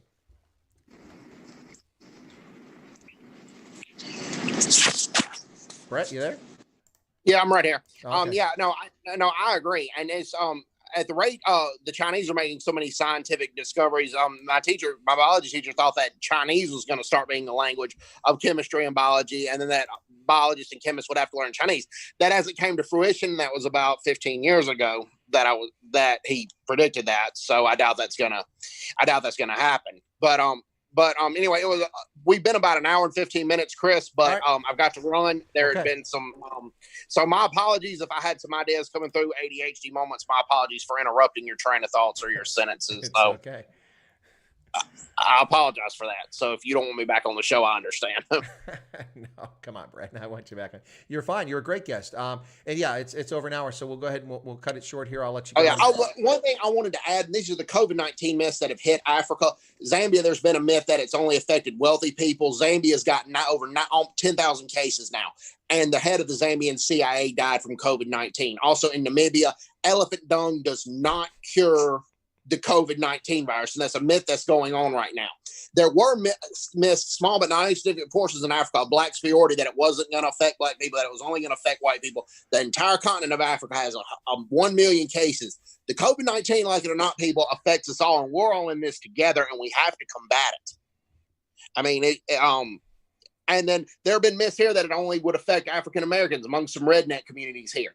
That's just all false. It affects everybody equally. For the most part, I mean, you can have it and not know that you have it if you have a healthier body, but your race or your skin pigmentation or your economic background doesn't have anything to do with it. Yeah, amen. I think we found that out with HIV, when in fact it's actually in that case that people who had wealth and access and the ability to mess around are more likely to get it because they actually have it. But yeah, no, Yep. it's no, there's a lot of myths out there, Brett. I did see the thing on elephant dung that was I don't want to say comical because it's a sad and tragic story. It was ludicrous. It was asinine is what it was. Yeah. No, there's lots of stuff like that around the world. People think they can eat albinos and it'll make them better, or raping a toddler so you can cure HIV. Just utter nonsense. And this happens because people don't have education and they believe in nonsense rather than critical thinking. So it's important. But Brett, you've been a fantastic guest, man. Thanks a lot. We had an awesome audience. It really grew. We hit up over 70 there just a few minutes ago. Really appreciate people tuning in for this tonight. So I want to thank my guest, Brett Sessums. I really appreciate you. Well, thank you very much for having me. That's my pleasure, Brett. Thanks for being so active on the channel, and also for your input and your thoughts. And also for letting us know why it is you're interested in Africa. So for you, it was a movie. For me, it was a book. For you, it was Black Hawk Down, and for me, it was The Covenant by James Michener. We kind of got to the got there, but through different routes. Got to the same destination, but through different route or different route. There you go.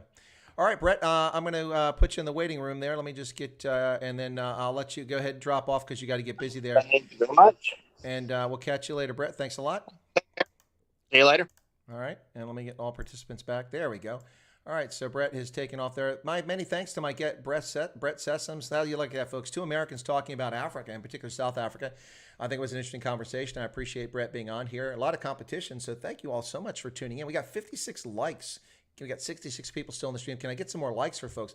Let me address some of the things that people are talking about in the chat here, which I want to make sure I get to very quickly. So not a lot of them are addressed directly to me. I don't see that Chris here, although a lot of things here. The Bruce said certain uni grades can't be taught in any other language than English.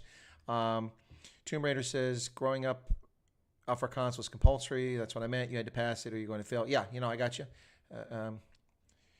You don't know English internationally recognized language. True. Mara's gone. Had a good night. Well, thanks for being here when you did, Mara. Appreciate your input. Yako said, what's this? I don't know what Yako is saying there. Trying to catch up. You guys, if you want me to talk about the point, you got to do the @Chris symbol before you do the typing the message, and then it'll pop up for me. Otherwise, I got to guess. And when I don't see any @Chris, it's difficult to find. There's an @Chris from Jeff. It should be kids' parents' choice regardless. In every school in South Africa, Afrikaans is compulsory secondary language to English. It is? You have to learn Zulu in the Northern Cape as a secondary language? That's news to me. I didn't know that, Jeff. Or is your point you have to learn either Zulu or Afrikaans as a second language? Well, there's a logic behind that, whether we agree with it or not. The two most widely spoken first languages in South Africa are Zulu, followed by Afrikaans. So I'm not supporting or defending it, but I'm guessing that's the logic behind why they did it that way. That may be the case. Winnie says, Chris, schools had mandatory 2 languages. You would be educated in your mother tongue and a mandatory second tongue. Since my mother was English, I was in English school with Afrikaans mandatory. Yep, no, gotcha. 1010, hey, 1010, good to see you here. People tend to forget when looking back at apartheid how deeply tribal South Africans were. Were 1010? I think is, which is why the National Party promoted self-determination, a logical way forward then as it is now. I don't know if I agree with self-determination is the only logical way apart. 11 different South Africas are not going to be viable. I disagree with that. I think South Africa is stronger together. What I think is that the racialization of South African society is moronic, and the ANC should stop doing it. And I think that that its attempt to purge Afrikaans from the public spaces and white faces from South African life and positions of power is moronic and stupid and doesn't serve the interests of any South Africans. And I think that their abysmal oversight of education and degradation of education for all South Africans has been a massive, colossal failure for South Africa under the African National Congress. And if those things were addressed, stop the racialization, stop mistreating people in the country, treat people fairly, and if they removed all of their idiotic legislation like race-based legislation, like broad-based black economic empowerment, and stop the expropriation without compensation nonsense, that South Africa could truly flourish, and doesn't need to be broken down. You could recognize and protect all individual identities for the different groups in South Africa and live well together. I think that's a pass. Maybe I'm just smoking something. Let me see what else here. Sentinel Projects is here. Bitter Memories. What's that? Oh, sorry, Sentinel Projects. It just jumped up all of a sudden. My chat was nothing there, and it jumped. Bitter Memories of 2 Boer Wars made impossible by the Afrikaner government to allow English to have a higher status. Yeah, but English as a second language would not have made it a higher status than Afrikaans, but I get your point. And what else?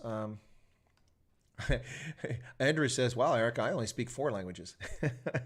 Petrus Ostoisen says, Afrikaans is my taal. Awesome. And then anything else there? Swearim, DJ, you had a few comments. I missed them earlier. Now you've taken them back. My apologies for that. Tomb Raider says, the reason why I'm saying English should have been the medium instruction all along is because I know how important it is to speak good English when you're looking for a job. No, I got your point there. It's a debatable point, folks. The Brew says I'm free on Saturday. Well, Brew, you're obviously not paying attention to the channel, man. I'm busy on Saturday. I've got Des Palm on here from the Cape Independence or Cape Exit movement, and he'll be on my channel on Saturday. Looking forward to that. Anna Marie says Funakalo is a bridging language of communication in multilingual, multinational settings in South African minds. Yeah, exactly. There's lots of languages thrown in there, and people understand each other. It's a pidgin, a Creole. Rolf Martin says you said MK was not efficient in South Africa, but they did, and the media did. The media not instill fear in me. Oh, okay. Yeah, okay. What I meant by that, Rolf, is that as a military force, or as a terrorist force, they were not effective. Instilling terror, I don't think that they were effective in a wide scale. I mean, most South Africans, especially white South Africans, weren't terrified of MK.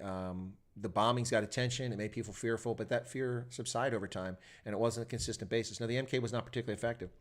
I mean, we look at organizations who were very effective with their bombings, and it didn't change anything. You look at the Irish Republic Provisional IRA and the terror attacks, the assassinations, the murders that they did in Northern Ireland. In Ireland, it didn't change the political dispensation, and they were far more effective. They actually took out people in positions of power. They assassinated the Earl of Mountbatten. It's just unbelievable the stuff they got away with. The Red Army faction, never effective. The MK was a pale joke when it comes to proficiency and effectiveness compared to those organizations. Even November 17th was more effective. So that's what I meant by that. Hopefully that clarifies my point. Jonah says, what beard oil do you use? I don't use any beard oil, Jeff. I don't use any beard oil. In primary school, we had to do both Afrikaans and Zulu without any choice, says Jono. What time frame, Jono? When was this? Marfree says, Chris, what I can't understand is why does nobody in the world still cry...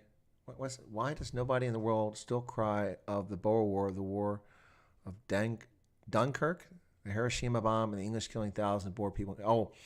I don't understand your point, Mar. A lot of people are familiar with the Boer War, but not many people are aware of the women and children and elderly who died in concentration camps that the British set up. The Hiroshima bomb, people talk about it all the time. I get criticized all the time as an American. Well, you bombed Japan. Yeah, we did. Twice. Nagasaki and Hiroshima. What's your point? Not you, Mara. I mean, the people say that to me. Rudy, what is a fanganglo? It's a pidgin language. It's a Creole that's spoken in the mines. Mine workers speak it and they understand. People who speak Zulu, speak Xhosa, speak Afrikaans, speak English, Venda, they learn that and it all makes sense. They can figure it out. Michelle Mullard is here. Hello, Michelle. Okay, stronger together. Petrus Ostoys in Afrikaans is more than a language. Yeah, it is. I don't disagree with you, Petrus. I think that seems pretty clear on my channel. Do I not promote them all? Or I think you're just making a point. And Rolf Martin says, but then why did the MP hand over power to the NC? Well, okay, if you want my thesis on this, and this I've shared it before, here's the thing. The reason why the MP gave up power is because their reason for existing was gone. They had two reasons for existing. Aside from the fact that they could argue that they were governing the country properly, that's an argument they could make. The two reasons, their raison d'être, the reason for existing, were to the population who had the right to vote in South Africa, which was white South Africans. Later, Indians and coloreds came in, but that was in the mid-'80s and had little impact, but prior to that. So the reason they existed were the Swatkava. I mean, look at the threat from black nationalism as it descends down the continent towards the cordon sanitaire. We must maintain this distance between us and this threat of black nationalism because it will lead to communism, which is the second threat, the Swatkava and the Ruikava. And those two threats were the reasons that the National Party was able to progressively turn South Africa into a security state by the 1980s. And basically the security services, the heads of the security services, the intelligence, the police, and the presidency ran the entire country. The parliament was nothing more than a rubber stamp by this point in history. And so what happened was that they lost their reason for existing. They couldn't make the case to South Africans, white South Africans anymore, that they needed to exist and that apartheid was necessary. The argument was that the black threat, but the black threat was hard to maintain at this point because you had governments that had served for decades in Botswana that were led by black Africans and they weren't corrupt or venal. You now were getting to the point where Namibia was getting independence. You had other countries in Africa that had good governance who were led by blacks. And so that argument carried less weight. And then the thing that really lost all of the impetus for the National Party was when communism collapsed. The communist world collapsed and they had no ability to... Now, I just lost 5 people at once. Were the troll racist here and they just disappeared? Because there's nothing they can argue with what I'm saying here. Anyway, but so they lost their basis for arguing and it just went away. So that's why I think the National Party... Now, why did they hand power of the ANC? Well, that's something we'd have to ask de Klerk and all the people involved in it, why they did that and the fashion they did it in. That's, I think, a fair question. Marfree says camps, but keep on crying about apartheid. We don't as Boer folk. We just get up and start all over again. Apartheid has been gone since '94. It's now 2020, but the world still goes on about it. Mara, I'm not sure your beef is with me. I talk endlessly about the ANC and its excuses, blaming apartheid for everything, and that's just nonsense. I mean, you can attach some things to it, but 26 years, 2 full generations of kids from K through 12 who should have proper educations and proper understanding of life, and they don't because the African National Congress is piss poor governorship. Donna says, does Brett live in Auburn? No, he doesn't live in Auburn. He lives in Hattiesburg, which is where Southern Mississippi University is located, where Brett Favre went to school. Jonah says, Afrikaans, Zulu, etc. can be done as home language in schools, but English has to be the secondary language in those scenarios. Oh, well, that's an opinion. It's a valid opinion, Jono. But neither one of us are running things, so we can't really affect that. And I think we disagree on that. Rolf says, I recommend Buffalo's Fontaine beard oil. Yeah, but it'll cost me so much to ship it, it'd hardly be worth it. Maybe my next trip to South Africa I can get that, assuming I still have a beard then. I never had a beard before. This is a new thing for me. By the way, people very complimentary beard. Thank you so much for that. A lot of people said, why you want to shave it off? A lot of guys can't grow a beard that impressive. So thank you for that. Hadn't really thought about it. It does have a nice mix of color there. You see the black in there. It's kind of cool. It makes me, if it were darker, I'd look like Joe Black, you know. Whoop. Wat is whoop. Anyway, Joe Black. Love Joe Black. Stronger Together says, guys must appreciate Chris Wyatt. He's a true gem for South Africa. Well, thank you, Stronger Together. That's very kind of you. I really appreciate that. Thank you so much. Yep.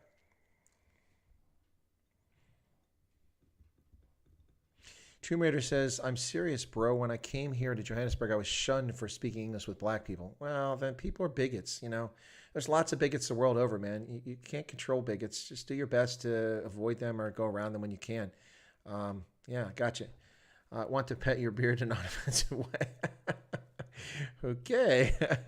Interesting. Yes, Michelle, late nights most of the time for you and the rest of the mods. Yeah, no, the mods. Thank you guys, moderators, for doing a really great job once again on the channel. I do appreciate it. Yeah, folks. So anyway, so that was Brett Sessums. Wow, that was pretty cool to have Brett on. Interesting, huh? Yeah, what happened there at the end? Brett was apologizing for interrupting and thought maybe I wouldn't want him back on the channel. No, why would I not want him back on the channel? He was a really interesting guest. I enjoyed it. And actually, I'm super impressed at the size of the audience it turned out for this. I had no idea how interesting Brett would be for everyone else. For me, he's interesting. I mean, I was curious who this guy was on Ronaldo Hus, so it's interesting to see him come on here. Tomb Raider says there's oppression among black too. Zulu people tend to think that their language carries more value than all African languages, and because of that, you're supposed to learn Zulu. Yeah, no, exactly. That's why it's comical to see President Cyril Ramaphosa with his racialization of society when after he comes for the Afrikaans speakers and the white South Africans, then he'll come for the next group, then he'll come for the next group. That's kind of the nature of leftists. They do that divide and conquer until they take over. And, you know, we see it's also the nature of socialists. The National Socialists did the same thing. Same thing. Anyway, so by the way, folks, did you like the hat? I know some people really liked it. This is my Make America Great Again cap that came from my donation to political campaign for the re-election of Donald Trump. That's how I got this cap. Yeah, pretty cool, huh? I like that. Yeah, it's a little bit over the top. It's a bit much, but it is pretty cool. So we'll see how that goes. What else we got here? Let me take these out of my ear. They're driving me nuts listening to that because there's no one talking there anymore. Tomb Raider. Oh, okay. Jeff says, I don't think Cape Independence will work. Well, Jeff, that's a fair point. Why don't you come in on Saturday for the stream and invite some folks to come in and listen to it, and we'll see what Des Palm has to say. I've had Phil Craig from the Cape Independence Advocacy Group on my channel back in May, and that was an interesting discussion. I also am not convinced that Cape Independence is a reality or a possibility that the ANC would tolerate it or allow it to happen. So I'm not making any predictions, but it is an interesting conversation. There's nothing in the South African Constitution that prohibits secession and independence for a province. So that's an issue that doesn't have to be raised. There's a lot of other things in play here. So it's interesting, and we'll see what Des has to say, and hopefully have a good audience for that on Saturday. That should be entertaining and informative. Let me see what else here. See what else we got here. Got some more comments.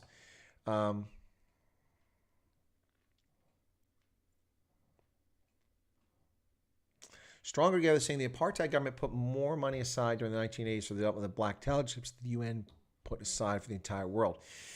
I don't know if that's a factual statement stronger, but it may be. I don't know what the United Nations spend on development because the United Nations doesn't do development. The United Nations has UNESCO, and they have a few other things, but the United Nations doesn't do development by and large.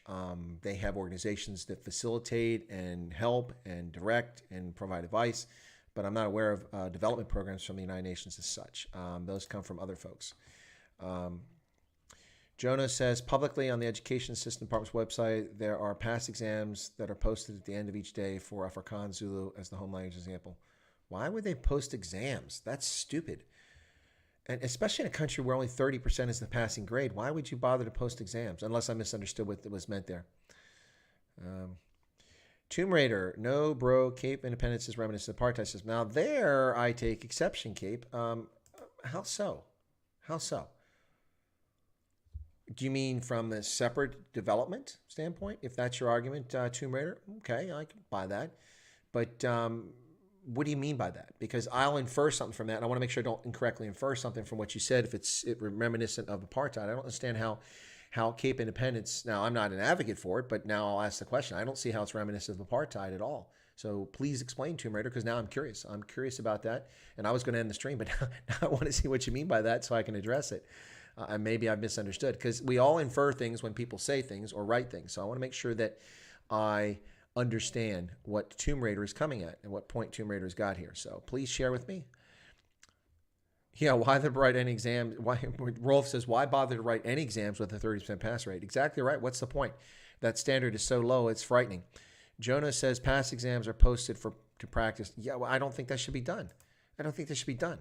Either you learn and you know, or you don't. People shouldn't be passing. I mean, you have all kinds of services here in the States for the SAT and the ACT. Those are college entrance exams, and they have practice examinations. Okay, but to take actual past examinations and force instructors to continually change examinations, no, then you're never on the same standard. You're never on the same standard. I'm not saying you keep all the same questions and exercise the same, but forcing wholesale change every time or repeating the same thing and people be able to go, oh, I remember this from the practice exam. No, that's not cool. That's not cool. That's not education. That's memorization. That's not helpful. Donna says, Dr. Peter Hammond is hopeful.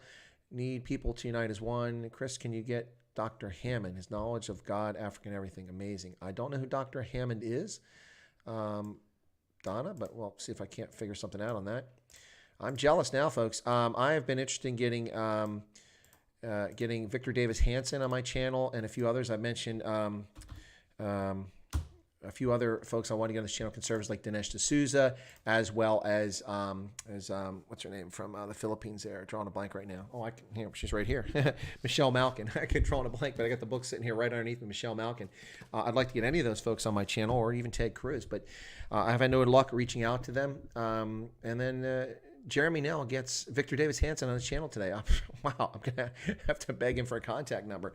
Interesting. Yeah, so...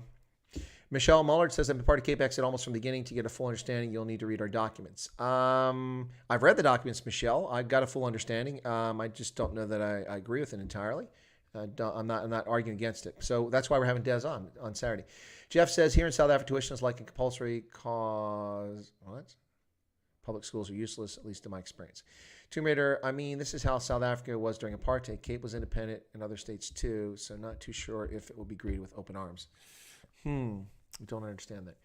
I still don't understand. But thank you, Jeff, for understanding. Yeah, get Dinesh D'Souza. I've been trying to get Dinesh D'Souza on, but I can't reach him. The problem is that these people are very popular. I'm shocked at Victor Davis Hanson. I mean, he's on Fox News all the time. How Jeremy got him, maybe Jeremy's connected pretty well, so I'll have to ask him. I'll have to ask him. Reference for Dr. Hanson. Okay, get Dinesh D'Souza on. I would love to have Dinesh D'Souza on here. I'm a massive Dinesh D'Souza fan and reading his current book, which is amazing. The United States of Socialism. There you go. This is a signed edition, ladies and gentlemen. Check it out. Ooh, look at that. Signed edition. Oh, wrong side. Signed edition right there. Let me find a sign where Dinesh signed it. It's actually a real signature too, folks. Not one of these printed nonsense. Check it out. Ooh, Dinesh D'Souza's autograph. There you go. United States of Socialism. And he wrote this in advance election. Who's behind it, why it's evil, and how to stop it. Dinesh D'Souza, New York Times best-selling author. There you go, ladies and gentlemen. Fantastic book. What a fantastic American. An immigrant, a person of color, a brown person. And we love him. We love him to death. Brilliant, brilliant, brilliant scholar, brilliant filmmaker, brilliant commentator. I love Dinesh D'Souza. Would love to get him on the channel. It'd be awesome.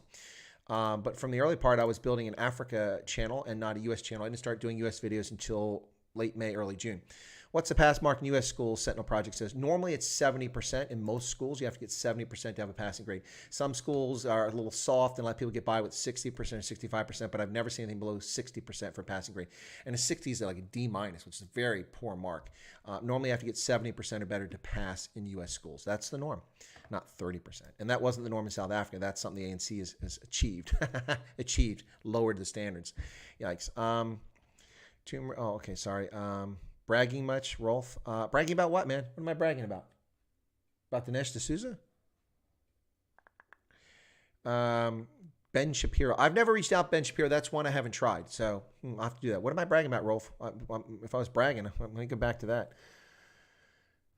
No worries, Michelle. No worries. We had learned German in Standard 6 only, says Viking Boar.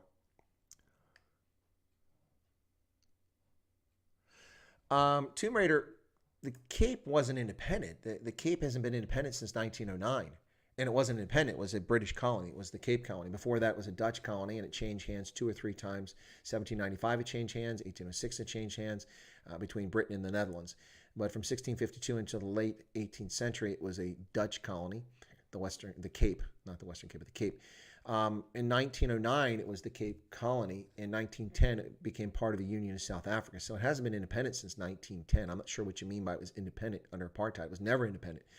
The Cape was part of South Africa. It hasn't been its independent entity or a separate entity since 1910. And then it wasn't the Western Cape. It was the Cape Colony. It included the Western Cape, the Northern Cape, and the Eastern Cape were all part of the Cape Colony. So now they're just talking about the Western Cape becoming independent. So it's never been that entity as such since the 1680s, when it was a Dutch colony, as it spread further towards the Great Fish River and ran into the Xhosa, with whom Europeans fought 9 battles in the course of about 40 years. 9 wars, not 9 battles, 9 wars, excuse me.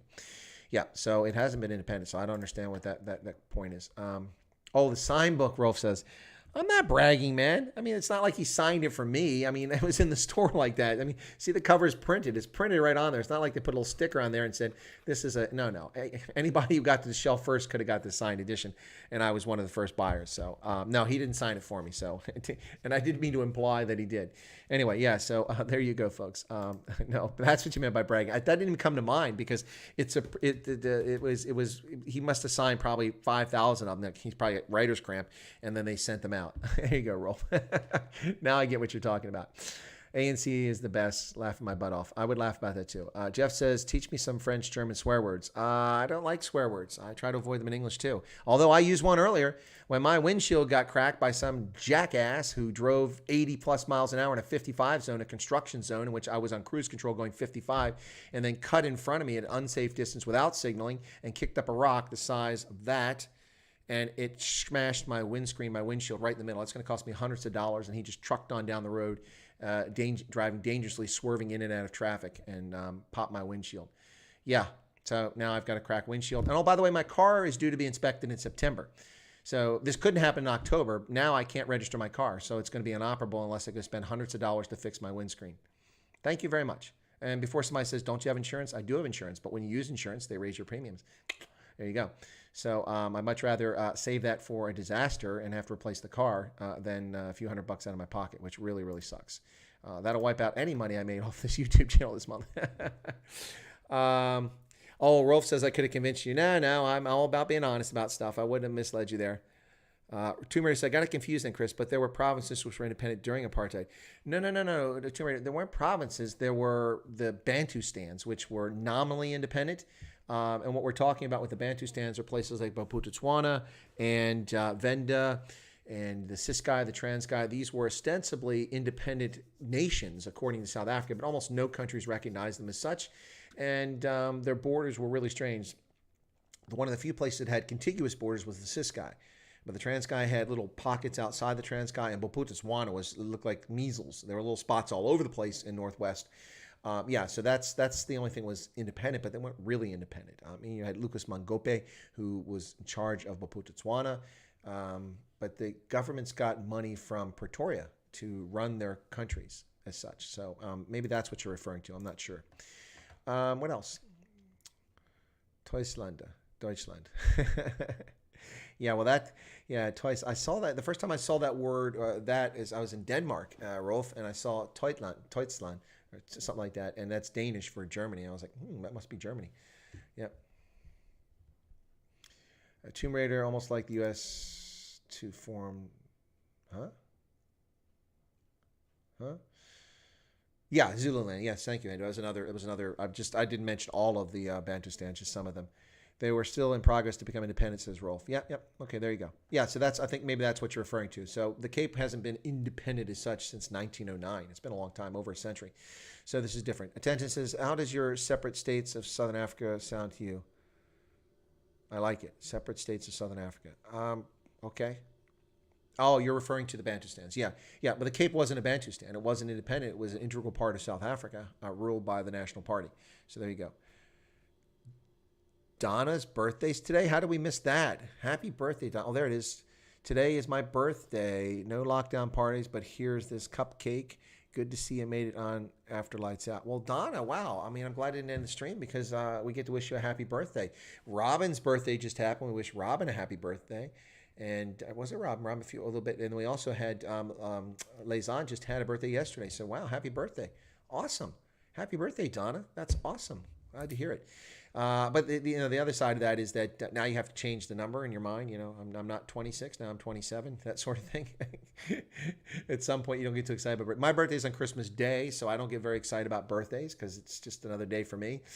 It's not like you get any freebies or get any great advantages of it, other than say it's cool, and that's how I got my nickname Chris, because I was born on Christmas Day. Jeff says, what's your favorite meal? Well, my favorite meal, honestly, is I love Indian food. I'm a huge chicken madras fan, and I like it spicy. None of that white people spicy stuff. So when I go to any restaurant and I tell them I want an 8 or a 9, they come back and they give me this mild 5 or 6. I'm like, that's not an 8 or 9. I said, no, it's just, but you're white. And what is your point? I was clear. If you're unsure and you think that maybe I've never had Indian food, then you should do the right thing and say, listen, you do understand Indian food is very spicy and it might be more than you're accustomed to, particularly as an American. I won't be offended by that if they say that to me, but if I say I want an 8 or 9, I expect an 8 or 9. I expect the tears to be rolling down my eyes, my nose to be running, and my tongue to be burning, and my face to be flushed. That's what I expect. But I love Indian food, and chicken madras is right. But now, I'm very particular. My chicken madras must be breast meat only. None of this brown meat. I don't eat brown meat. I don't eat breast meat. Whether any poultry, I only eat breast meat. So it has to be good cuts of breast meat and my chicken madras. There you go. Happy birthday once again, Donna. That's not so cool, Chris. -1 present. You know, it does suck, Michelle. Yeah, no, I get cheated. I get 2 gifts for Christmas when I was a kid. Here you go, happy birthday and Merry Christmas, and that's it. Anna Marie Forster says, happy birthday. As I said, this year I don't have a birthday. Lockdown did not live this year. Yeah, this year's a wash, man. 2020 just sucks in so many ways. So many ways. Yeah, it really does suck in so many ways, folks. Anyway, how's everybody doing? 69 likes. Look at that. Oh, come on. We got to push that number up. That's an awkward number to have there. 69. Can we push the likes up a little bit higher? Come on. Come on. Come on. I know you guys can see me. Oh, there's 70. Thank you. Whoever did that. Bless your heart. Bless your heart. This is not Ronaldo's channel. We like to have numbers higher there. Thanks a lot, guys. Bye a donkey. Really appreciate that. So, yeah, what else we got here? Brett was a great guest. Did you guys enjoy Brett? Thumbs up, yes. I think most people enjoyed it. Well, some people, remember, Brett's not a scholar. He's not a historian. He's not a political scientist. He's not a businessman who spent time in Africa. He's just a guy that developed an interest in Africa as a consequence of watching a movie, Black Hawk Down. So, I mean, you got to give him his props, right? I mean, for someone that didn't learn this stuff in school and education, and just being inspired by a movie and suddenly developing this interest in Africa, that's pretty impressive, I would say. I was very impressed by Brett. It was awesome. He was a great guest. Self-taught. That's right, Anne-Marie Forster. He took the time to learn. And it's fascinating that he was driven by Black Hawk Down and the fact that he was in Korea. And he was aware of South African pilots in particular having participated in that conflict, and he had an interest in it. And he went from there. Really cool. He's very informed on the Korean conflict. I really enjoyed it. Let me see. Self-taught ICE is yes. Only a few years old and already done. And Swearim DJ says, I missed a lot. What I saw, I liked. Well, that's awesome, Swearim DJ. Yeah, it was great. And that's what I like about my channel is that since I started doing the live streams and having special features, bring guests on, we had a wide variety of guests. I mean, I don't think anybody can argue that I don't bring just about anybody in this channel to talk about things that hopefully are interesting. Also, I'd stack my channel up against pretty much anything you find on YouTube. I think most channels are kind of focused in a particular thing. Mine's not just news and politics. We talk culture, language, religion, arts, sciences, language, music. We do all this stuff on the channel. And I bring all kinds of variety of stuff on here. So I appreciate the audience. Donna says, salute to Brett.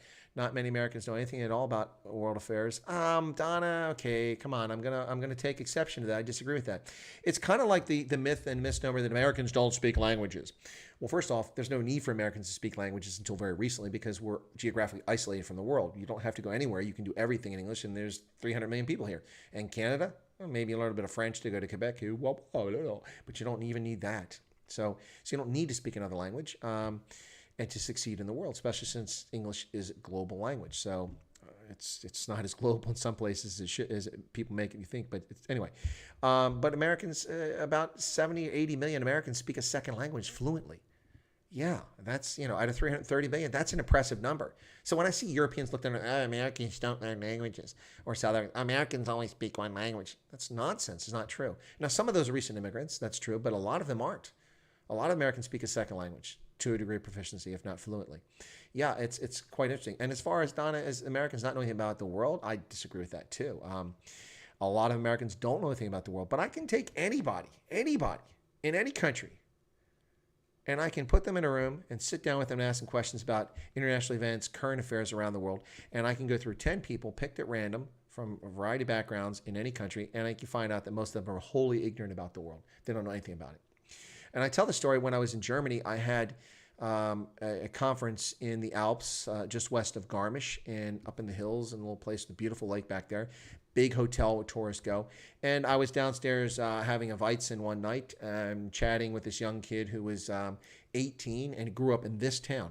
Now, there is a town that's only 18 kilometers away, but you can go through Austria to get there. It takes a while, or you have to go the longer way in Germany. But the shorter way is through Austria. So the town is only, it's called Fronten, begins P-F-R-O-N-T, Fronten. And it's a place where people go paragliding. It's in its valley, and it borders right on Austria. So you go through the border crossing in Austria, and you come into Germany. 18 kilometers away. And I'm talking to this kid about this town because I knew one of the hotel owners over there, because I used to stop there on my drive from Italy up to my headquarters in Germany in Augsburg. I would stop there and stay overnight because it was such a long trip. And I was telling him about this hotel, and he's like, Fronten, where's that at? It's a German town of 50,000 people or 35,000 people. That's 18 kilometers from where this kid lived. Just one example. I've found lots of Europeans, when I talk about Africa, I talk about Asia, they look at me like, they have no idea what I'm talking about. And Africans, what they know of America, it's hysterical what people know of America and what they don't know of America. So, Donna, I think that I get your point and I get your sentiment. And there are lots of people that know nothing about it, but by and large, I could do the same thing anywhere. More Americans speak Spanish, says Hendo. A lot of people speak Spanish in the United States, but in many places, it's not the second language. There's more people speak other languages like Russian or German in many places in America, or French even. Yep. Anna-Marie says, you must feel special. I give up some of my PS playing for this stream. Well, I do, Anna-Marie. I feel special that people take the time to watch the channel. I really appreciate that. But we're dropping in an audience now, so let's see how much longer we go. Jeff says, States, America doesn't have an official language. We don't. We don't have an official language. The United States does not have an official national language. It's de facto, it's English. But we have never designated English as our national language. Most countries have done that, especially in the industrialized world. They've identified. South Africa has 11 official languages. Switzerland has 4 official languages. We have no official language. And that's why people are able to bifurcate our society and pull this nonsense of putting Spanish in documents.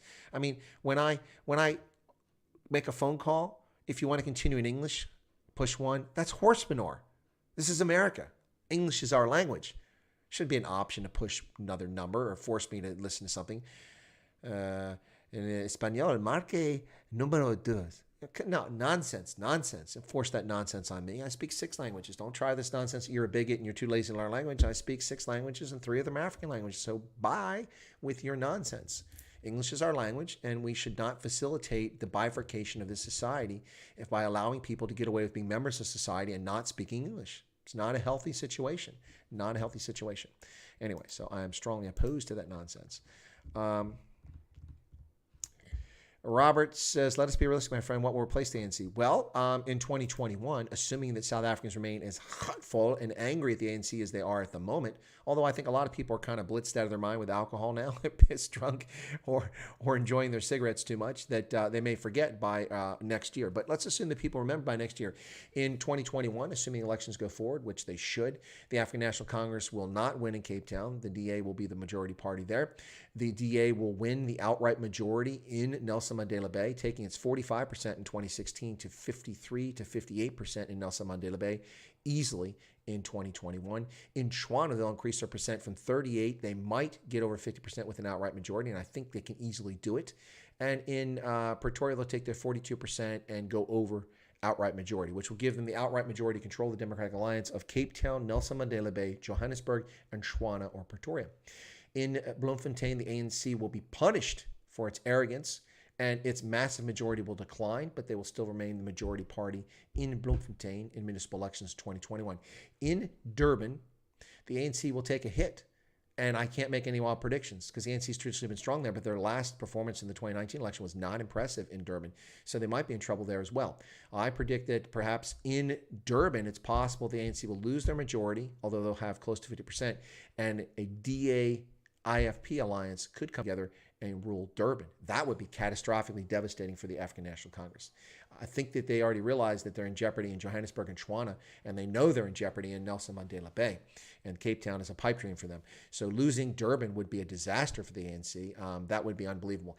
And should that happen, the Democratic Alliance would have outright control and not have to go into some stupid coalition where they have to bend over backwards to do things that coalition partners want, and they can prove that they can govern. Now, I would recommend to the Democratic Alliance and John Steenhuisen, who I assume will be in charge of the party, my recommendation to them would be that, well, once you've won an outright majority in all those, you should approach the African Christian Democratic Party, Congress of the People, assuming it's still around, the Freedom Front Plus, and the Inkatha Freedom Party, and offer them coalition participation in all those places as part of governance. And then those parties in concert could prove that the ANC is feckless, a disaster, full of race-baiting merchants and people who don't care about South Africans, and you can spend all your time proving you can deliver services and good governance to these people, despite the fact the ANC still has its hands on the pots of money to some degree that municipalities get. You can prove the ANC is a failure. And then 2023, all bets are off. The ANC is in trouble, which is only one election later than I predicted that they would be in serious jeopardy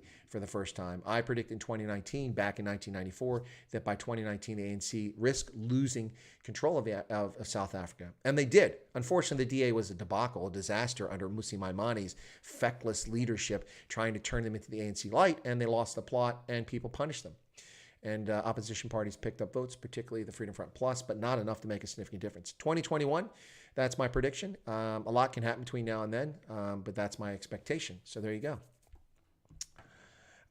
Stuart Campbell says he was told that English won over by 1 vote in the U.S. Yeah, so far as declaring official language, and we didn't declare an official language. We decided to go with English, but not as an official language. Okay. Okay, what else we got here? Donna says, but didn't we vote between English and German at the founding? We almost were German speaking, so I heard. I'll admit I'm not perfect knowing. No, what happened was, Donna, is that there was a debate about whether we should have an official language, and the debate was, well, should we make German official language? And the vote was against German as an official language. The reason German was on the table is that the majority of the population in Pennsylvania, a large percentage of the population in New York, and places like Delaware was German at the time, German speaking. So that was the reason for the debate. But yeah, no, we never made official language. We don't have an official language. It's not English. So there you go. Tom, hey Tom, I haven't seen you in a while. I speak one of NATO's official language, and it isn't French. It must be English. Gonna have to smoke in a pancake. I'm out. Also, if you get that reference, you need a real one. Huh? I don't know what you're saying there, man. What reference? Smoking a pancake. Oh, smoking a pancake. Gotcha. All right. Yeah, folks, it's almost 2 hours. I'm going to close it out. And I want to thank everybody for tuning in today. And tomorrow, I might have Unati Kwaz on, but I'm not going to make that promise because she didn't turn up today because of load shedding in South Africa. Not rolling blackouts, Ronaldo, but load shedding. That's the term in the industry, load shedding. When you shed part of your load because you can't handle the load, it's load shedding. And though that's not number 2, going to the restroom, load shedding. That is the term in the electrical industry, load shedding. Robin just gave me a salute. Thanks with that new custom emoji we've got there. There you go, folks. Anyway, thanks a lot. God bless. I hope you enjoyed the Brett Sessums, and I hope you earlier that you appreciated or enjoyed my effort to keep you informed and entertained in the absence of Unati. I know some people. Oh, I'm back. Where are you at? I just lost my channel. There we go. Hang on, folks. Anyway, sorry about that. Yeah, there we go. Yeah, I got booted out for some reason by Zoom. That's why I don't like using Zoom. It's only when I have someone on it. It must have been 40 minutes since Brett went off. So there you go, folks. I'm back. Rolf says, Chris American are Native Americans, and he's not busy with the struggle you say as ANC was having in South Africa. I suppose, Rolf, that depends on your perspective. So Native Americans are American citizens. They weren't always American citizens. It wasn't until the 1920s that all were granted full citizenship.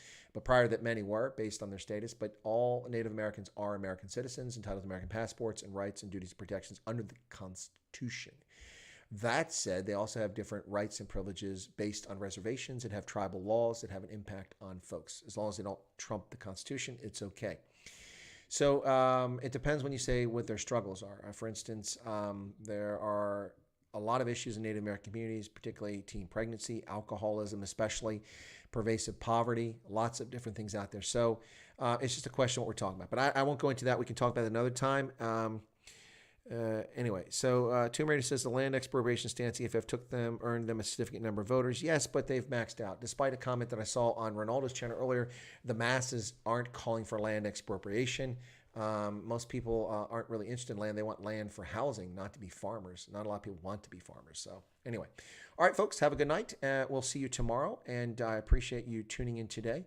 And have a good evening, and maybe in Unati Kwaza tomorrow. But Saturday is Des Palm from the Cape Independence Movement, and Sunday we'll do a Members Perks stream. How's that sound? Members Perks. Yeah, Andrew says he looked tired. I am very tired. Thank you, Andrew. Oh, I'm actually looking at myself in this picture. It looks worse. My Zoom is actually over on this side on the other screen. I just looked over, and I do look tired. I agree with you. Well, thank you for that. Yeah, so maybe we'll do a Members Perks on Sunday. If you guys think it's a good idea, just say yeah.